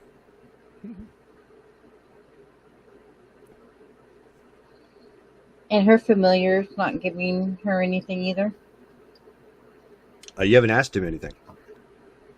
Okay. Well, I guess she could ask him. Okay. She's going to reach up from, behind her hair and kind of pat. And suddenly you see a little brown face that kind of looks like a weasel. My darling, I have a question for you. Mm-hmm. Have you been listening to our conversation? Which I'm sure you have. Okay, so he looks to her and he says, "Oh, sure." So he literally just says that in in English and stuff. Yeah. That's amazing. It talks. Oh, I haven't seen something like that in ages. Careful, he's a little sensitive. Oh. So I mean, Sorry. he just looks at Sly for a second, and so he looks back to the madam. Do you have any insight to share with me? Oh, what about this guy? Yes, about the shark man. Yes. Oh, well, I don't know, no Shark Man, no. I thought you were going to ask. I thought you were going to ask me about some sort of kidnapping thing.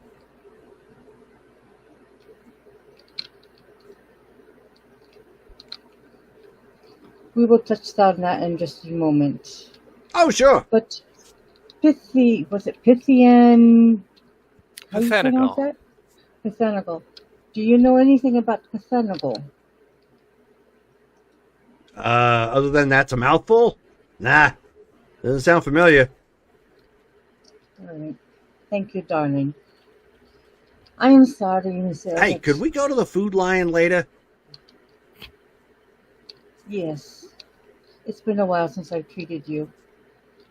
Oh, great. I could use some new shavings, too. Yes.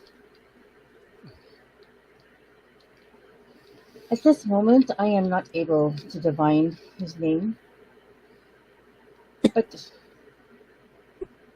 later I will consult some, perhaps the bones. Of course. Right, bones. That fits. Is there a way I can contact you without having to meet the defensive attack logs? You know, or you got like a phone? Probably not a landline. But you know, anything? Well, I do have a cell phone that I use when I am in town. Oh. Service out here isn't all that great. Right. Well, tell you what. Here, let me give you my number. I'm going to be in town for a while. If you learn anything about this guy, anything else, especially his true name, I'd really appreciate it. And your familiar said something about a kidnapping. What's going on with that? Yes, darling. How did you find out about a kidnapping? And is it somebody that we know? Well, I don't think so. No, I was snooping around the Food Lion. You know, they toss out their food on Fridays that goes past like a day old or whatnot. So I'm poking around, and I see some other guy with the same kind of idea, and you know, hey, I'm not gonna knock him. Some people are homeless, some people need the breaks, that sort of thing. But he starts grunting like all primitive like and rooting around the trash, pulls out some like day old bread that they chucked in a big old trash bag, and I think he pulled up some aged fruit or something. I don't know. It smelled citrusy. And he threw it in the back of this old beat-up looking car and headed west.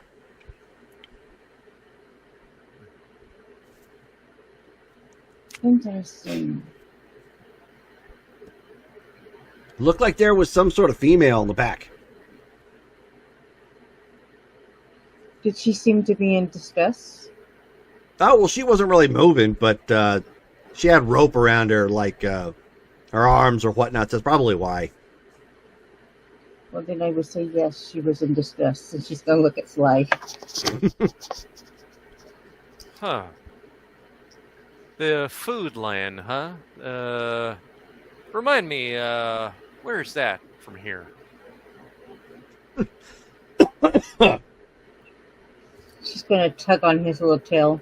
Okay, yeah. So he's like, oh yeah, now he's totally chill with the fact that an animal can talk. Now he needs directions. She's just going to pet him. He says, yeah, it's the Food Lion up in Poola, Georgia, just on the outskirts of Savannah, west of here.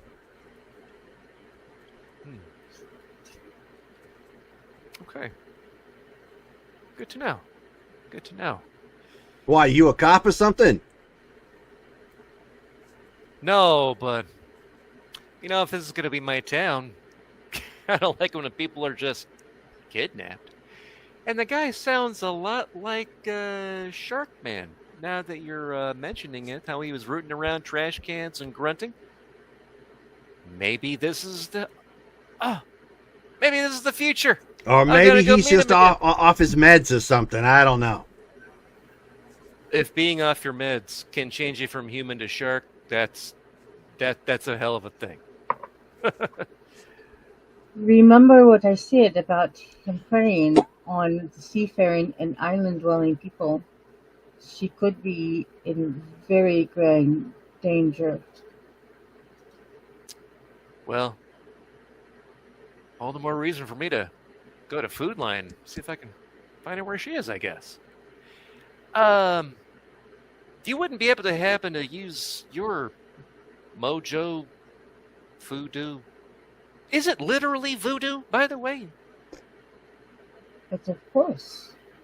Just making sure.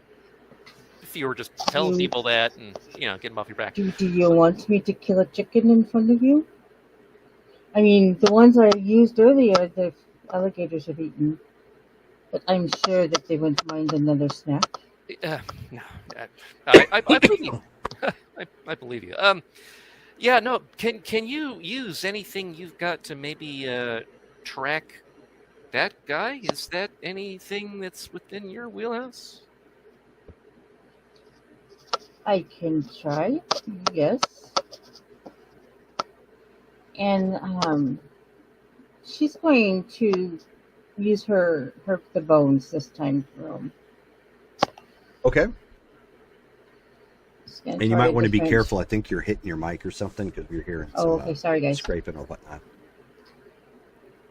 Yeah, so she is going to reach into her pocket and she's going to pull out a bunch of finger bones. And she's going to say something. She's going to spit on them. And then she's going to toss them down. Did you say you spit on them? Mm-hmm. All right, making sure for the notes. Yep. So, What, haven't you divination seen again? Robin Hood, or Robin Hood, Prince of Thieves? Yes. Yeah, exactly. Oh no. My grandma used to do that though. Spit on finger bones.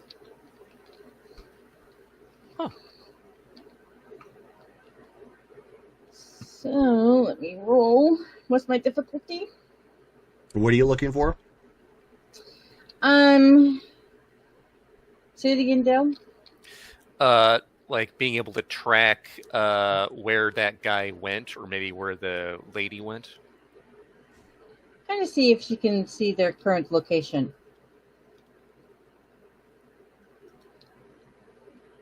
Go ahead and roll. Difficulty 7. Okay. Be nice, be nice, be nice. Come again. What? Dice Roller just told me to come again. Nope. Yeah, it's just not. /MM. I did do /M. Yeah, she did. She did. It just didn't go. Okay. Yeah. Magic 8 Ball says check back later. No, unfortunately, I can't see anything. I am getting darkness. Okay. Well, be that as it may, still gotta go give it a shot. Seems like this stuff is connected, and with your reading, yeah, see what's going on. Name's Sly, by the way. Madam Devereaux. Let me give you my number in case you find out something else. You can call me if you get any bars out here. Goes ahead and gives you his cell phone number. Would you like a ride back to civilization instead of trudging? She's gonna look at the hip waders. You know, it was fun coming out here, but yeah, a ride back would probably be great. Okay. So at that point, the little weasel climbed up onto the table, stood up on his hind legs, and with his two little front paws, throws up his paws like this, and he says, "The madam has spoken!" All right. Is he played by just gonna Gilbert pet him. Gottfried? Gilbert Gottfried. Yeah, there you go. Yep, she's going to gather him up, with him crawl back up onto her shoulder, and she is going to disappear into her shack. And then when she comes back out, she's got a shawl around her, and she is going to motion for him to follow her, and she will take him to a dock where there is a boat. Follows her lead to the boat. Okay, so yeah, Joe, you take the the little boat.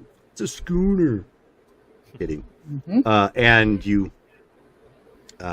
she engages the little outboard motor and heading back towards land. She tells Devereaux and Bordeaux and Bayou to watch the place. So they just kind of swim and bake in what little sun there is. Okay, so as you are heading back at this point, at this point, car arrives for Charles. Yep, he'll enter the car. Joe and Jocelyn are actually inside, waiting at this point. Evening, ladies. You get back seat. She just motions back there. I always get back seat. I don't know if that's a privilege. Anyway, Jocelyn just looks at you like this. It looks at Joe and just mouth. It says with her mouth, but not actually speaking. It just says, oh. She's like, gotcha. All right, so where are we going? So she says, I guess we're going to Conflict MMA or the Conflict 65, or I guess that's, I don't know. Charles wasn't super clear. I said Conflict MMA. What's... And she's just like, see? Charles, this is your show. You realize this, right? And you not being like totally here for this, like, ruins our date night. Can you guys just head over to the place, please? Mikhail has asked me to do the impossible, and I'm just. Did you tell Joe, and I don't remember if you did, about you needing to secure funding and stuff? No. Okay. No, but he's going to tell you. He's going to be like, Mikhail called me this morning, and he wants more funding, and he wants $1.5 million in extra funding. So he wants me to go talk to this guy to promote Savage Streets. Okay, that's good. But also try to convince the owner, Mr. Rourke, to pony up $1.5 million. What? And I'm just like, what? Well, I hate to say it, Charles, but you know what? All those crashes you do and trying to kill people and shit, yeah, that costs money. So I can't keep repairing the vehicles that you're crashing. And, so I'm not surprised he wants more money, though. $1.5 million seems a bit steep. $1.5 million seems like he's getting ready to leave town. So, well, you better get your money's worth then now if you're going to do it. So, yeah. Fine. Jocelyn, I'm so sorry about this. She says it's fine. We'll make do, I guess. All right, Charles. I guess we're gonna make your movie for you. Let's go. Let's go. All right. So she puts it into gear, heads on out. You guys end up getting to there. It's a small event center that this is taking place at. It is the Armstrong Recreation Center at Georgia Southern University. So basically, it's like a community college in their event center. So it's nice, if not kind of small. Holds up to maybe about 4,000 people. So not shabby. Ooh, okay. It's about it's about half to 3/4 full. You can see they've got some banners, out in the front. Parking lot's kind of full. with people that have pulled up. You can hear music playing. They've got right on the outside. They've got those swamp coolers that blow air on people that are walking in. So people, if you're waiting in a line for tickets or whatever, they've got airflow for you. Cool. Joe will get out and walk around to Jocelyn's side and wait for her and Charles.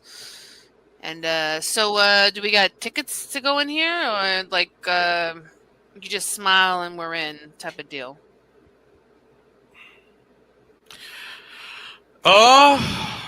Let's see how much they cost. Do they take credit? Yeah, of course. Oh, okay, excellent. He'll go to the ticket booth. 3 tickets, please. Sure. So it's $35 a pop. Yep. He'll put it on the card. What's your resources? 4. Oh yeah. Not even gonna worry about it. Yeah, I hand the ticket to Joe and Jocelyn. And yeah, I guess head inside. So as you do that, Jocelyn says, "Make sure you keep that receipt." He'll put it right off.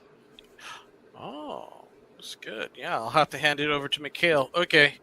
Yeah, he'll put it in his little breast pocket. Okay. All right. So he's kind of like looking at this giant auditorium. Well, not auditorium, but like event center. Basically, it's it has riser seating. So it has for the people who paid for premium floor seats, tickets. They're the chairs that sit really close to the cage. Otherwise, you got riser seating, which really at an event like this, there's no bad seating. Because you're not too far away from the action either way. And there's no assigned seating, right? Just more of like elbow your way to where you want to be. There is assigned seating. There is assigned seating if you're on the floor. Otherwise, if you're on the risers, no, not really. Okay. But they got the cage like right in the middle. Obviously, they're not using the scoreboard for anything because it's not relevant for what it is they're doing. They have a little bit of a well, for lack of a better word, if you know what a jumbotron is, big screen that kind of shows some replays and whatnot. So it's got a low end wrestling kind of feel to it. They put some money into it. They've got a couple of archways where the fighters make their entrance out, and they kick up a little bit of a smoke machine. They've got some rotating lights or whatnot. It's not UFC level, but it's way above your typical like indie promotion. Yeah, they're clearly doing pretty nice for themselves on a. They are professional fights, but they're not. Obviously, they're not clearly at the level of like on television regularly, that sort of thing. So. I'm going to lean into Charles a little bit. What does this Rourke look like? So he's going to pull out his phone. He's going to tap in, Conflict 65, Mr. Rourke, and see if a picture comes up of Mr. Rourke. Yeah, it actually just goes back to their website. Oh, okay, perfect. This is what he looks like. If you two could keep an eye out for him, I'm going to, do like a once-over around the building, see if I can find him. This is like kind of my first time like in these kind of like fight events. Like, is there like areas that these like owners typically hang out at? Like, should we be down there? Like, seems like there's assigned seating here. And no offense, you didn't spring for the assigned seats. Oh, we should have. Oh, dagnabbit, I should have got the assigned seats. All right. I really don't know where they would be. They could be down in the front, watching the fights, but they could be in like a command, like an office command. So Jocelyn at this point, turns to Charles. She says, "Dude, look for the money." Yeah. Some guy like that, look for the money. Yeah. So I'm gonna look around. I mean, from where we're at, I'm gonna Yeah. look around for somebody that matches potentially the description. I'm gonna look for the money, as she said, Yep.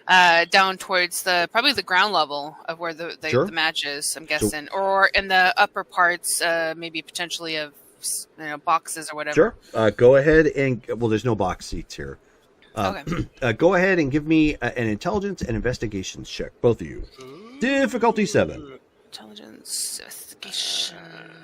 Intelligence and investigation. Difficulty Wow.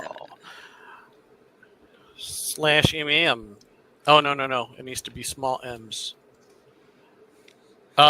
Difficulty 7? Difficulty Yes. 7. All right. Yeah.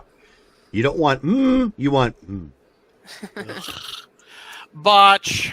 Boach. Nice. Boach. That's going to hurt. Yep. 1.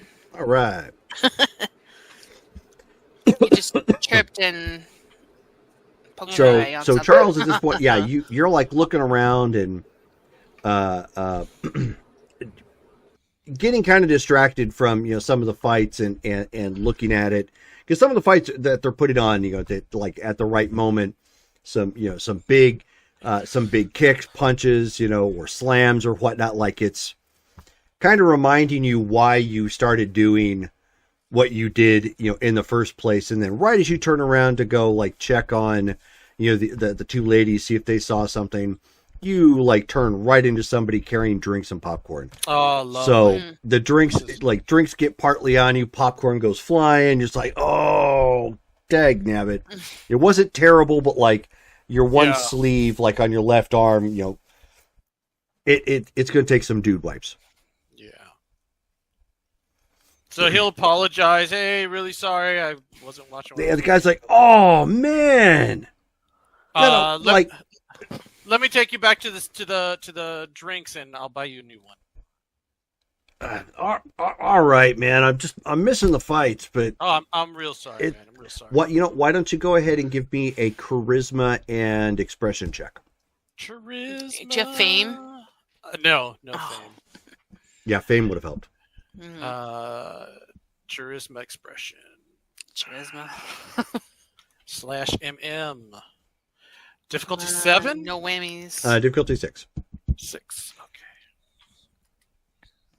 2 successes. Okay. All right. So with that, and you offering, I mean, yeah, he's put out a little bit because obviously he's missing the fights, but he's cool with the fact that you didn't fight him on it. You just said, let me, get the replacements or whatnot. So you take him back to a refreshment stand to go get him taken care of. Nice.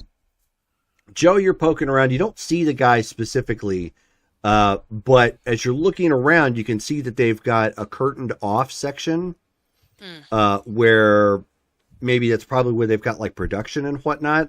And it dawns on you, if this guy's the one who runs the show, he may actually be back there out of sight. Mm-hmm. Very much. So she'll kind of like nudge Jocelyn a little bit, like, "Hey, you see those curtains over there? I'm willing to bet he's probably there, but you feel like having some fun and trying to make our way back there?" She says, "Fun how?" I mean, we could schmooze some people. I mean, I know we're trying to look for this work guy, but I mean, we could just say that we're there to just, I don't know, negotiate. Negotiate. No, I don't know what we're going to negotiate, but okay. I mean, sure. I mean, I know Charles is supposed to be here, but I don't know where he went off to. But frankly, I don't know. Like, you're the star of the film, really. You're the leading lady. He's just wrecking cars and shit. So, she says, I in fairness, he's a better actor than I am. But okay, well, whatever. I mean, let's just give it a go. I don't know where he kind of like went off to. I didn't see, but I mean, do you want to try? I mean, sure. Let's see what we can do. Okay. So, I don't know. I mean, as you said, it's like 3,000 or 4,000 people, or that can hold that many people, but I'm guessing it's pretty crowded at this point. Yeah. I mean, there's still obviously some room up on the risers on either side, but Okay. yeah, it's a good sized crowd. Okay. So, I think what I'm going to do is I'm just basically going to grab her hand. I'm just basically going to be one of those beeline leader Okay. towards that sort of area. Find a hole, assign a blocker, and go, go, go. Pretty much. All right. Well, yeah. So you kind of make your way through part of the crowd as they're coming, in and out along one of the aisles, and start, heading towards the back. The security that they've got set up there, near where that curtained off area is at, as they see you approaching, they hold their hand up at that point, and they're like, "Ladies, this is for employees only." Oh, well, that's perfect, actually, gentlemen. Jocelyn here is actually in the employ of Mr. Rourke, technically, as she is their leading lady for his most recent film he's funding, and we need to have a bit of a discussion. So at that point, Jocelyn leans in and says, "I don't think he's funding this film." He's asking for funding. Well, nobody told me any else, so No, that's what I'm going with. Go ahead and roll. Go ahead and roll charisma and subterfuge. Charisma, subterfuge. I'm gonna burn a will for an auto.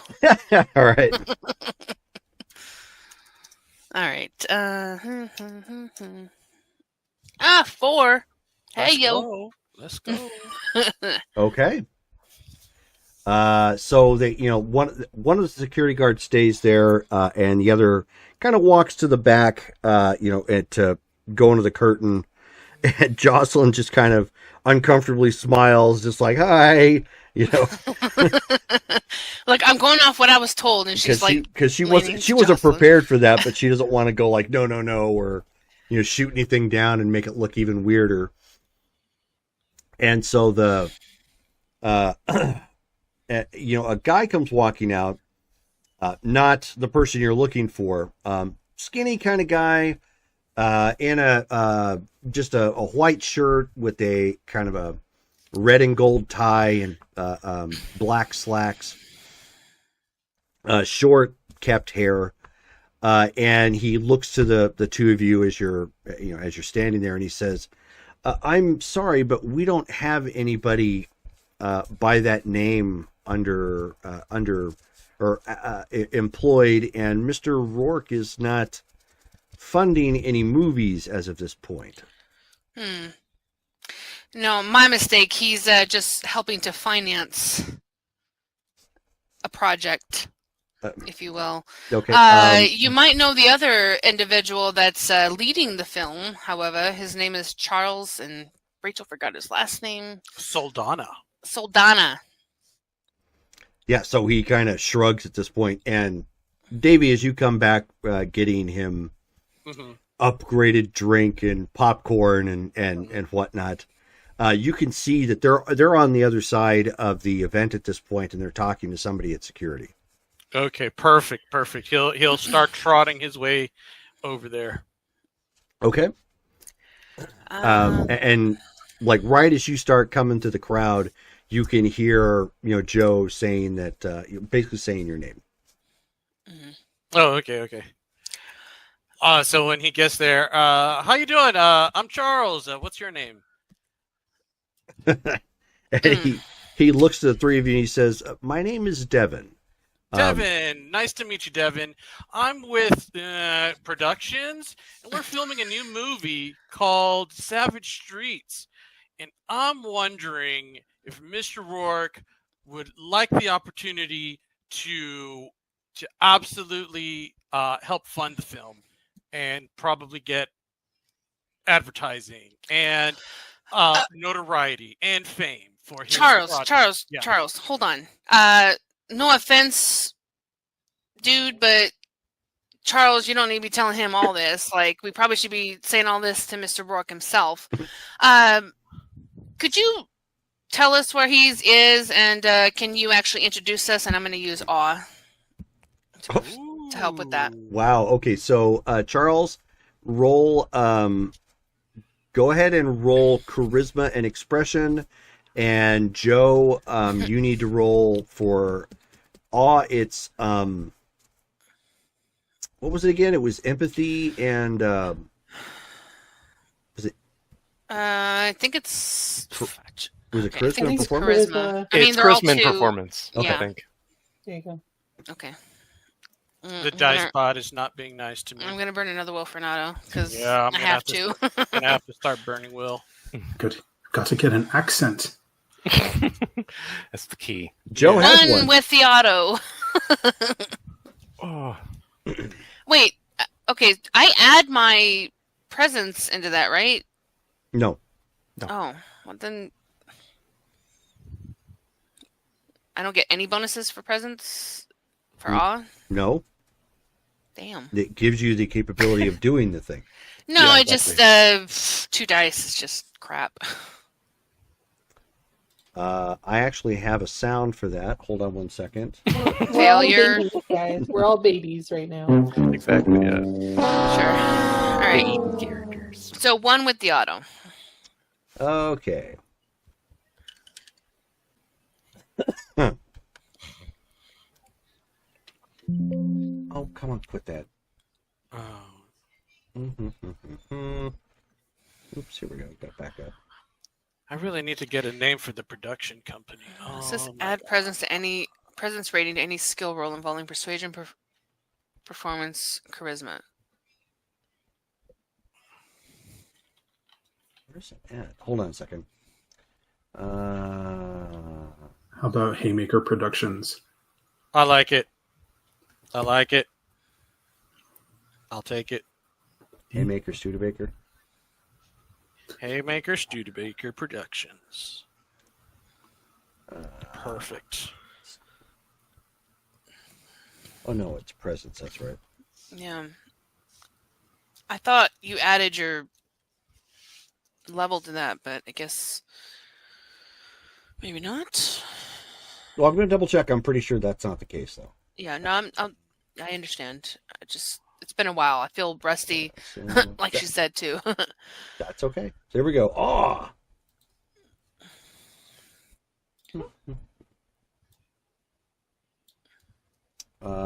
So you spend a blood point, and then charisma and performance difficulty 7. Number of successes determines how many people are affected. That's all it is. It's 1. So you got 1 success, 1 person. I was focusing on the guard, so that works.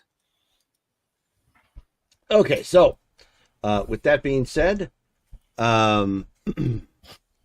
he, Devin goes, he looks a little perturbed, but he goes to the back, behind the curtain. Other security guy comes out and stands there just to make sure you guys aren't trying anything silly. And then a very attractive, athletic-looking individual, looks very well-to-do, kept, as they would say of Steven Seagal, walks with an air of confidence rarely seen in this day and age. The dialogue in his movies. Oh, God. Anyways, but yes, so he comes walking out. He has a blazer and matching slacks, which are they are kind of a dark, I don't want to say burgundy red, but almost rust in color, with like brown with a tint of red. Yeah, exactly. Just kind of a slight burn kind of look to it, but it's again well kept. He's got some jewelry on, just a standard shirt underneath, and as he approaches, he says, Mr. Saldana. He says, yes. You were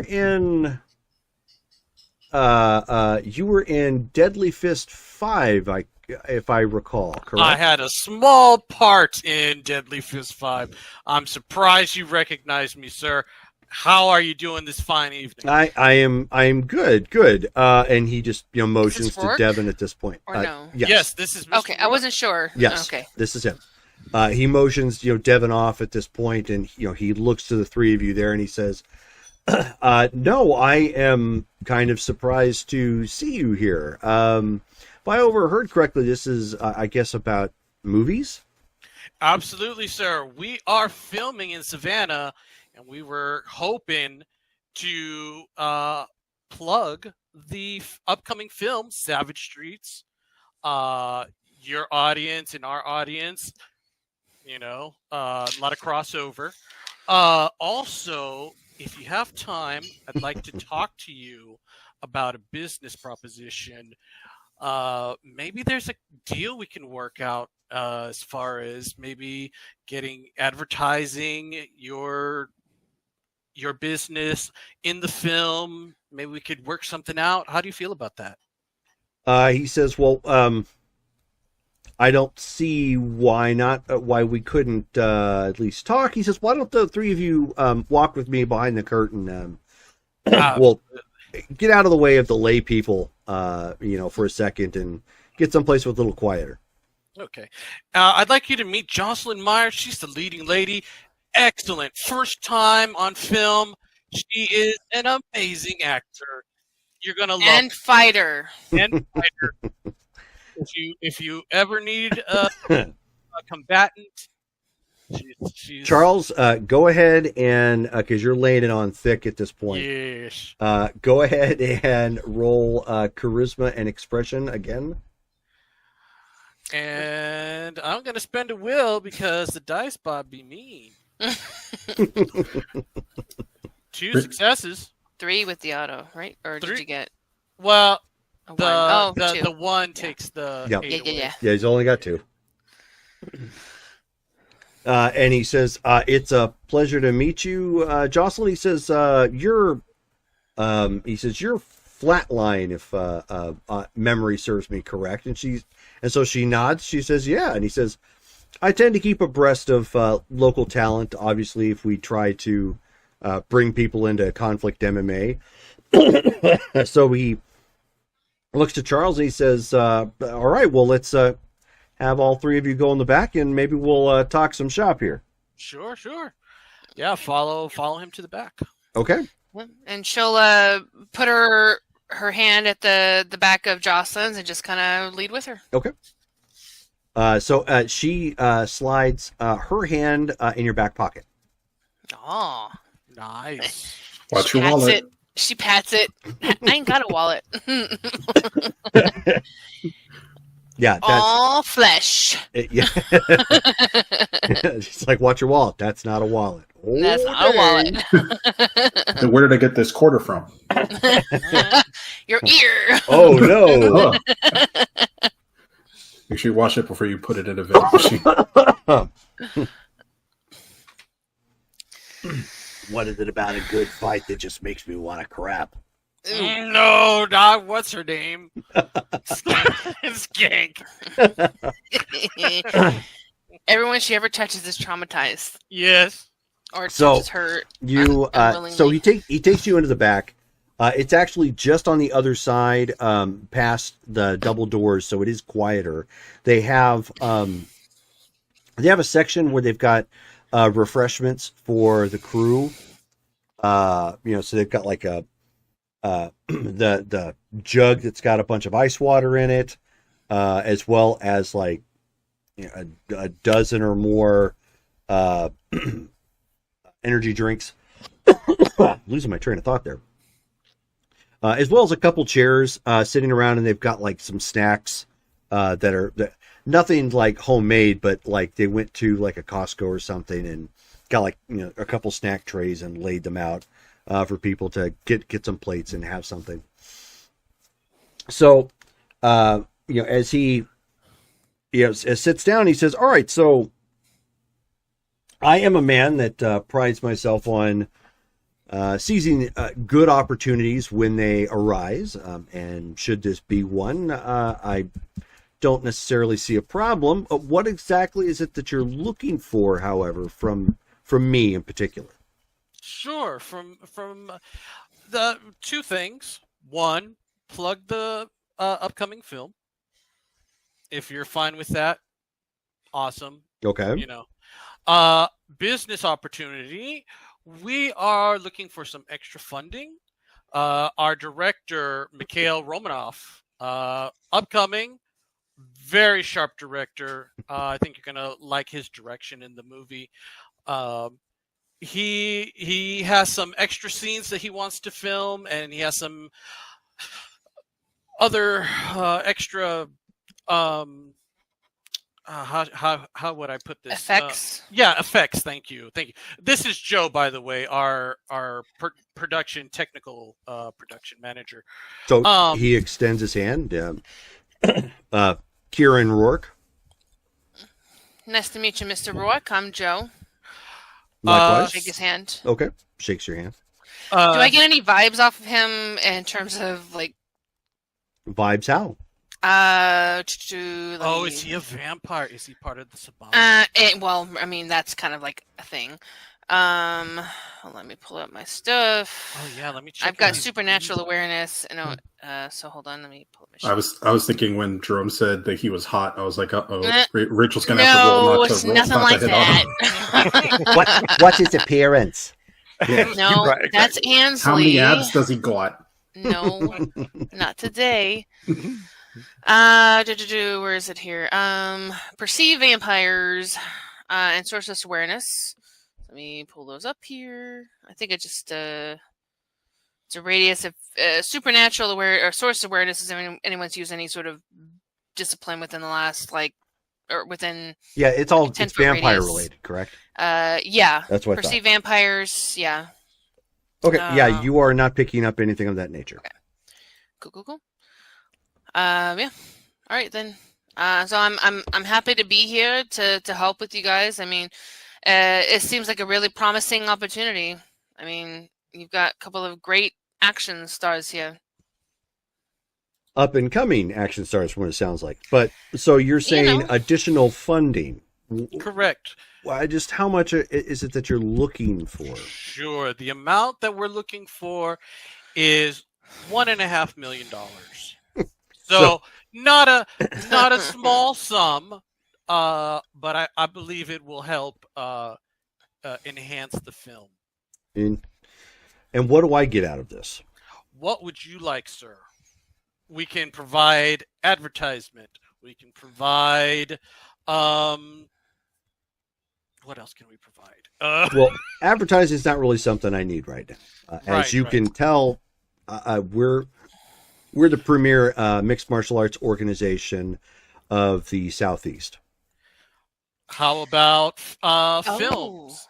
How about, and I'll just look to both of them, like, what if there was a special fight night with you guys? That might bring us some opportunities for you as well. What kind of special fight night? Well, look at the circuit that we're in. I mean, I don't do any street fighting myself, but you have two very capable individuals here. This might be a very good opportunity for you as well to maybe take advantage of that. And she looks at Jocelyn like, you're very good at what you do. And I mean, you're part of this, so what do you think? I mean, she says, yeah, but I'm not a bargaining chip per se. No, you are not. You're right. Wash the 1.5 million. I mean, I still have to earn a living. No. I didn't mean it like that. I'm sorry. I just meant, obviously you're still going to get paid and everything. I just, I know the director needs, extra funding to make this film even more memorable. All right. He says, so I'm sensing you're open to new opportunities. If I'm picking that up, if I'm wrong, then please let me know.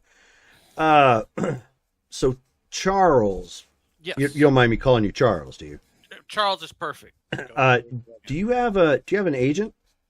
I do. Give me one moment while I look this up. Oh, it's in my phone. Put it in my phone. I know. I'm sorry, guys. He has a name. He really does have a name. Here it is. Freddie Wasserman is my agent. He's got a name, and it's a good name. It's a good name. It's Ping Ling. Yeah. So yes, Freddie Wasserman is my agent, and maybe there's an opportunity there. I don't know if you want to get into film, television. We can see what we can do. He says, "All right." You said Phil Wasserman. Yes. Freddie Wasserman. Yeah. All right. So you're needing $1.5 million for this show, or for this movie. Mm-hmm. What was the budget exactly? The budget was around, out of character, I want to say it was like $10 million. Nope. Close though. I don't even know. How much was it? 7. Oh, okay.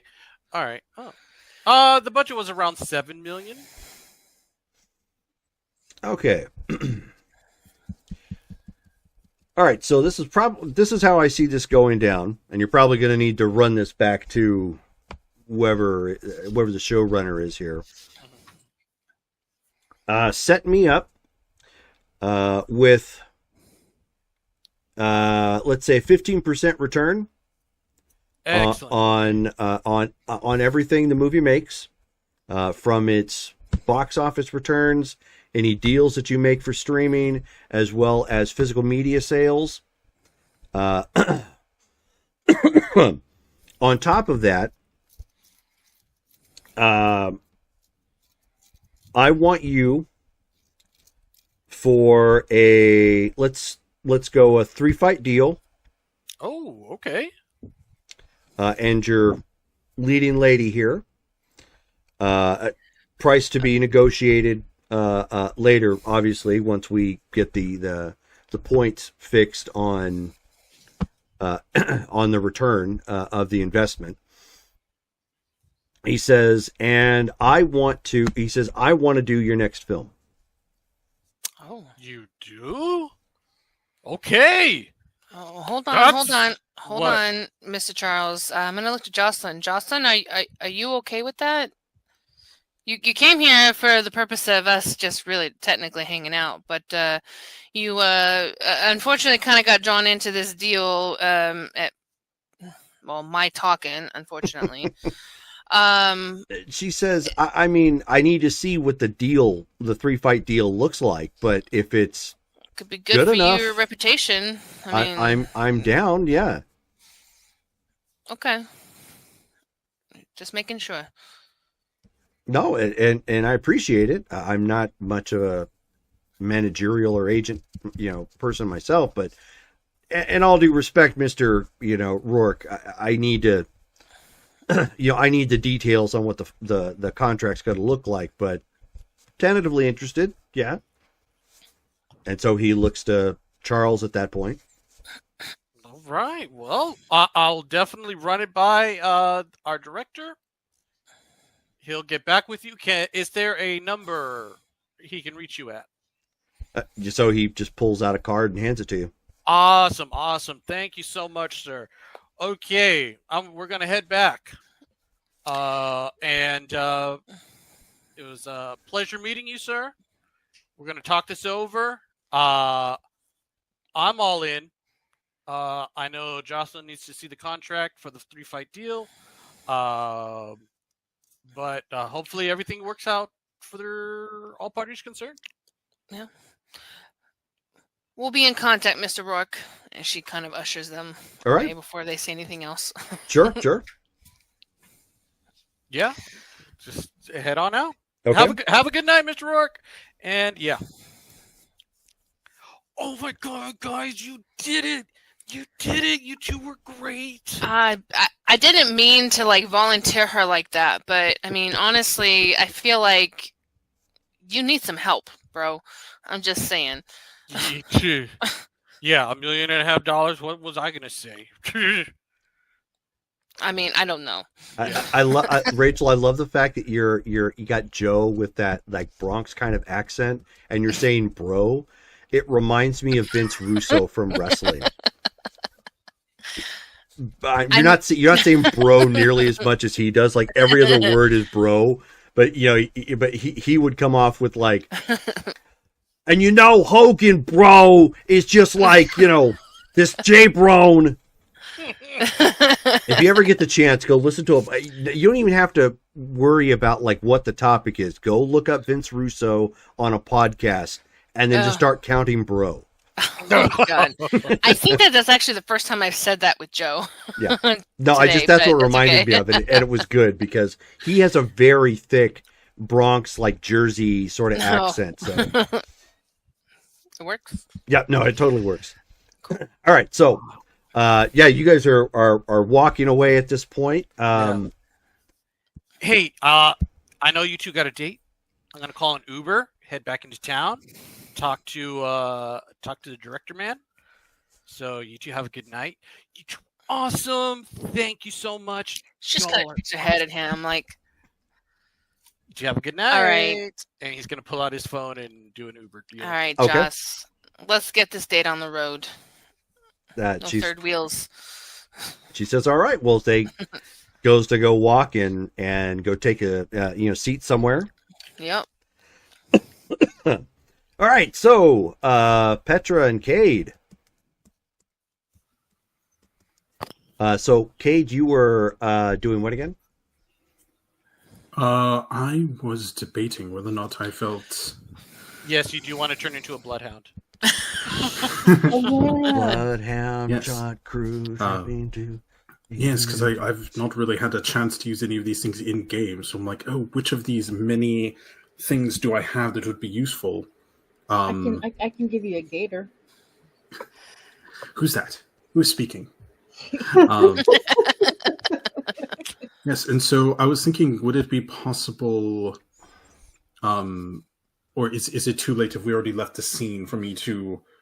No, we're still there. You're still there. Yeah. Okay. I would like to attempt. This is an attempt because I do have to roll for this. I'm going to attempt to turn into a Welsh hunting dog. Okay. I'm going to give a sniff to the boot print, the large boot prints that we saw leaving the scene. All right. So that way, no matter where we go, hopefully I'll be able to track this person. Okay. Right.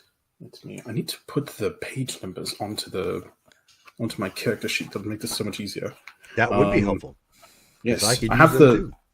Yes, I have the pages marked with magic cards. But it's not. Because your physical book. Yeah. Yes. I Marked ordered this. with magic cards? Yeah, Magic the Gathering cards. I got a pack of them, and I don't know why. So I'm using them as bookmarks. Yes, Okay. bookmarks for my many spells. Let's see.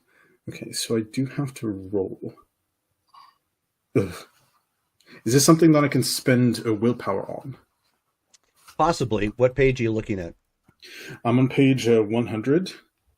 It's a level 3 spell, Become Animal.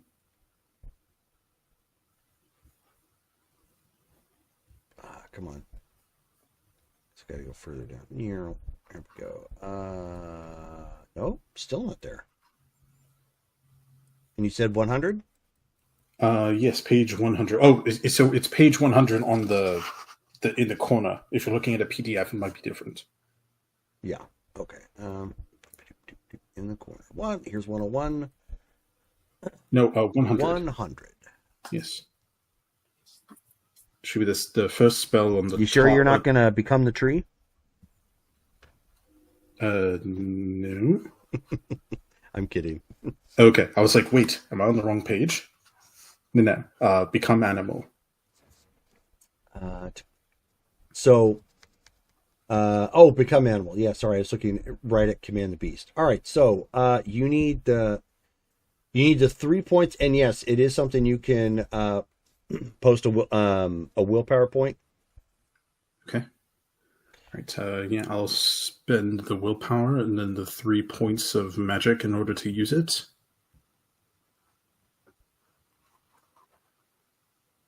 Okay. And so I roll the skill. Yes. So.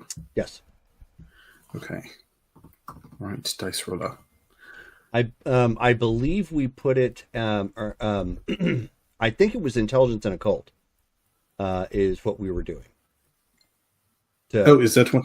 Is that what I'm rolling? To make it conform to all of the other 20th anniversary style. Oh, books. Okay. I was not aware of that. Okay, that's better for me. Intelligence plus occult. Indeed. Yes, it's more dice. Do I get do 10s explode on this? If you have a 4 or higher, yes. Okay. Let me just double check and have the difficulty. Is the difficulty the same as what's in the book? Yes. Difficulty 7. All right. Okay.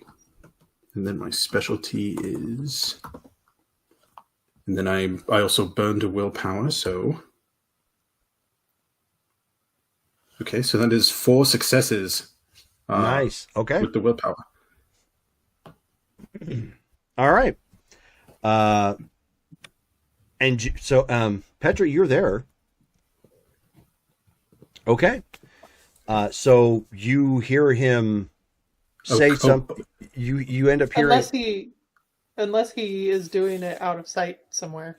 Yes. No, I was going to go back to the I'm assuming the bushes are somewhat secluded. Semi. Yeah, I was going to kind of. Then Petra, go ahead and roll your intelligence and awareness. Well, I don't mind if she knows. I'm not doing it. I'm not just going to anamorph in the middle of the schoolyard. Yeah. Optimum Prime. Difficulty 6. Bow. Wow. Mm-hmm. Yes. Yeah, I'm letting Nigel know what I'm doing as well. Oh yeah, of course. Okay. Yeah, because he's. So you saw Cade kind of step off to the side, a little out of obvious, eyesight. And he mutters something in some sort of arcane language. And you just see his physical form change into what type of dog again? I'm turning into a Welsh hunting hound. Welsh hunting hound. Oh my. That is. Mm-hmm. That could be very useful. Got a white coat and some red ears and some red around the temple, and I'm going to begin. Putting my snoot into the tracks. I've never been a dog. George has never been a dog. I'm going to sniff both the smaller footprints as well as the bigger footprints and see if perhaps I can get a good scent for both of them. Go right ahead. Okay. I do that. I don't know what to roll if I have to roll anything. You will. Yes. I have that dog in me. Yes. Oh, goodness. So, it isn't specific. So what you're going to need to do at this point is roll. Oh, yeah. So natural powers. Okay. So, you are going to roll perception and investigation, difficulty 5. Okay. Are these my? Do I get? I guess is the difficulty 5 is the benefit I get for being a dog. Okay. Yep. So perception and investigation, difficulty 5. Okay.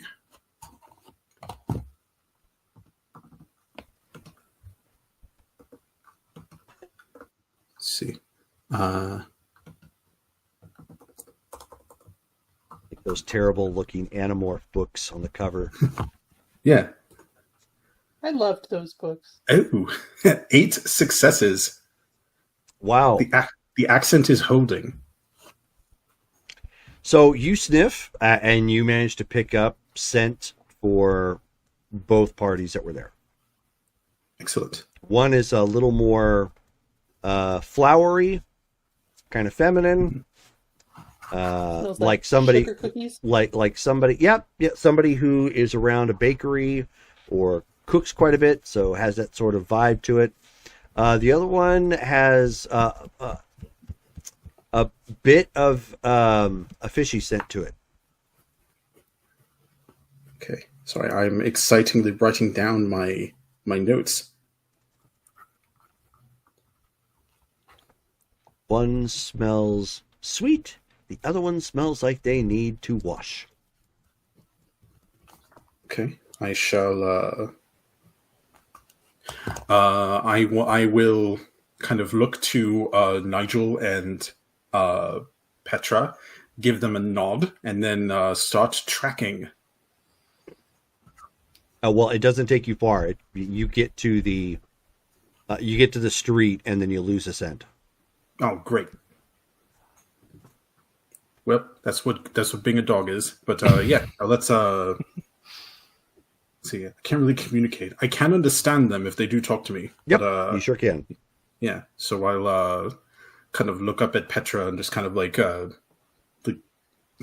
pointing west. The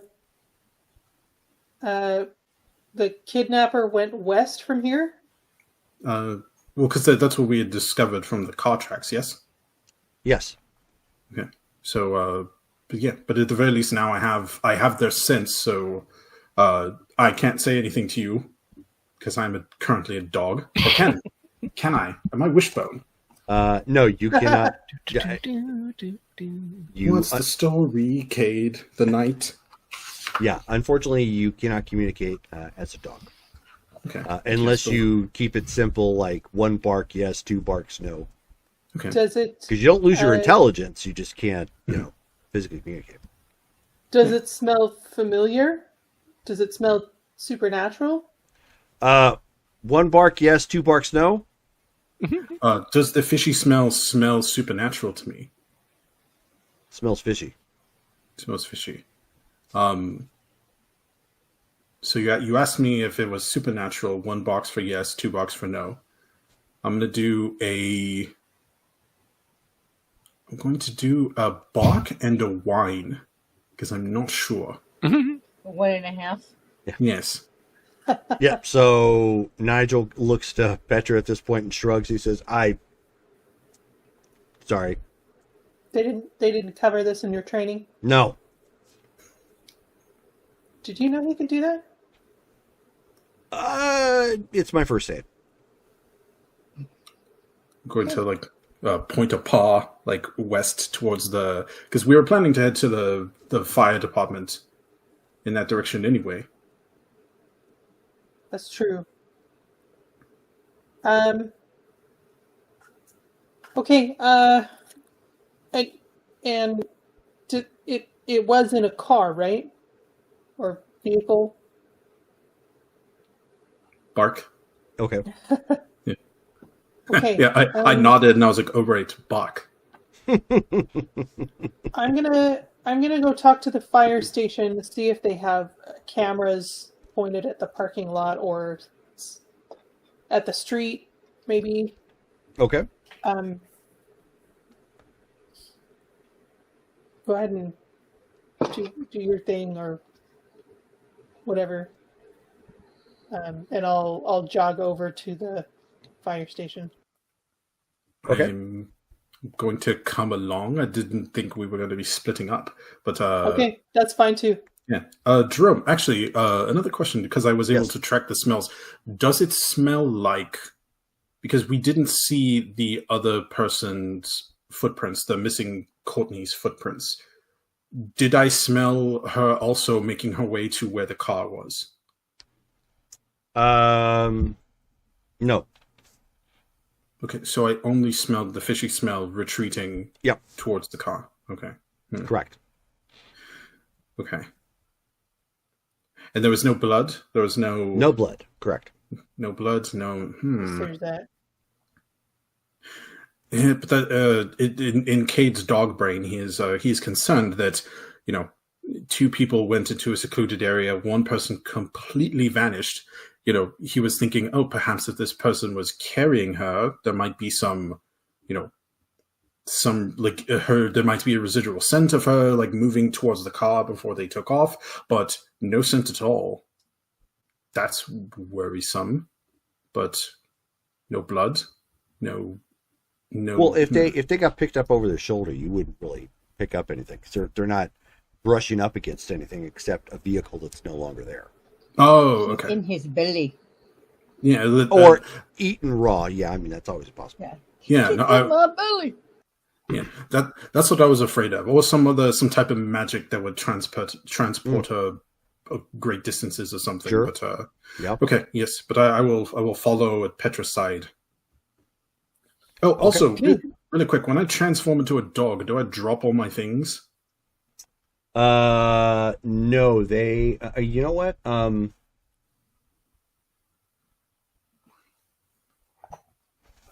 Because I know with that last guy I played, he would definitely drop everything. It doesn't specify, so I would say yes. Yes, I keep all my stuff. Or no, it falls. So you would step out of your clothing. Your stuff would just kind of pile up where it was. So Nigel, of course, quickly scoops all that up and puts it in the car. Okay, excellent. I'll give him an approving snoot bow as he goes and carries my stuff back to the car. Okay. Right, and then yes, I will follow along with Petra. Okay. So you follow around to the to the fire station. To speed this up, Petra, why don't you go ahead and give me a charisma and expression or leadership check?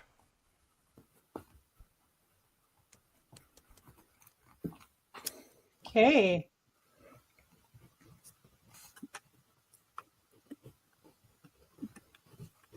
Difficulty 6? Yeah. 2. Okay. So, I mean, you can define this however you want, but ultimately you got there to kind of impress upon them the situation that you're trying to find somebody who you think was just recently abducted, and you're hoping that any security cameras that they might have that were pointing outside could have got some kind of visual. With enough successes, because you're coming off honestly about it, they do take a moment to take a look at their recent security footage around the time frame that you're giving them, and you do end up seeing a vehicle speed off around the corner and basically go in front of the fire station as it sped off down the street. Are we able to get a description and or license plate? No, because the camera's not good enough to pick up the license plate, but you do see you do have a good visual of the make and model of the type of vehicle. It is a beat up looking 1978 Mustang, white.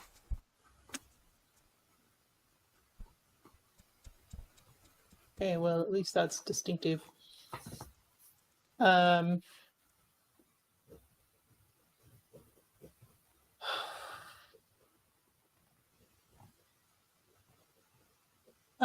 this point, is it nighttime? Yes.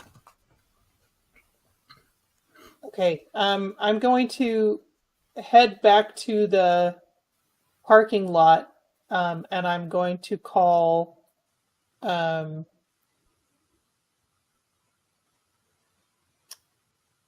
What's her name? Lillian? Yes, her. Thank you. I only have like 3 pages of notes so far. I know. I don't know why it's so hard to find them. Oh, it's because I haven't bolded the people. Okay, yeah, I'm going to call Lillian. Okay. So that's actually where we're going to stop for the evening, because we're right at about 3 hours now. Bark. So we will be at Bark. that is where we'll be picking up literally right there for next game. Oh, this is Sweet. interesting. Our next game is actually going to be on October the 11th. So, so looking forward to that. Tomorrow, of course, is our Marvel Superheroes game. That's going to be starting at 6 p.m. Pacific Standard Time. So looking forward to that, to what kind of chaos that we're going to be involved with again. Yeah. And of course, welcome, Shelley. Yay. Welcome back, I should say. And your makeup and everything looks fantastic. Phenomenal. Yes, Yeah. 100%. Now comes Totally on brand. now comes the moment where you guys get to decide who was above and beyond and did something that you really, really liked. This is RP vote time. So we will start at the top, at least of the screen, and start with Shelley. Who does your vote go to? Muted. Muted. You're muted. Bach. Muted. Froze. I'm Everybody actually froze. going to Oh, vote You're muted too. for Okay. Rachel, only because the bro Yay. got me. Thank you. Bro. Thank you. Bro, like, come on, bro. Okay. George. I'm going to vote for. I think I'm going to vote for Shelley. Shelley. Thank you. Yeah, Okay. because I think like I want to know a lot more about her character. She played it like really mysteriously. I love that she is like very spooky. Because like, you legit horrified me when you came when like your camera popped on. I was like, "Ugh." Yeah. But I also love how you have like a New Jersey weasel as your familiar. Wait, his name is his name is Laveau. Laveau. Yeah, Laveau. It would be funny if it was something like Bob. Yeah. Just randomly. Yeah. This random witch in this I am random not- bayou and then the swamp is like, oh, this is Yeah. Bob. I am Madame Barrett. Devereaux of the Savannah swamp. This is my familiar, Ken.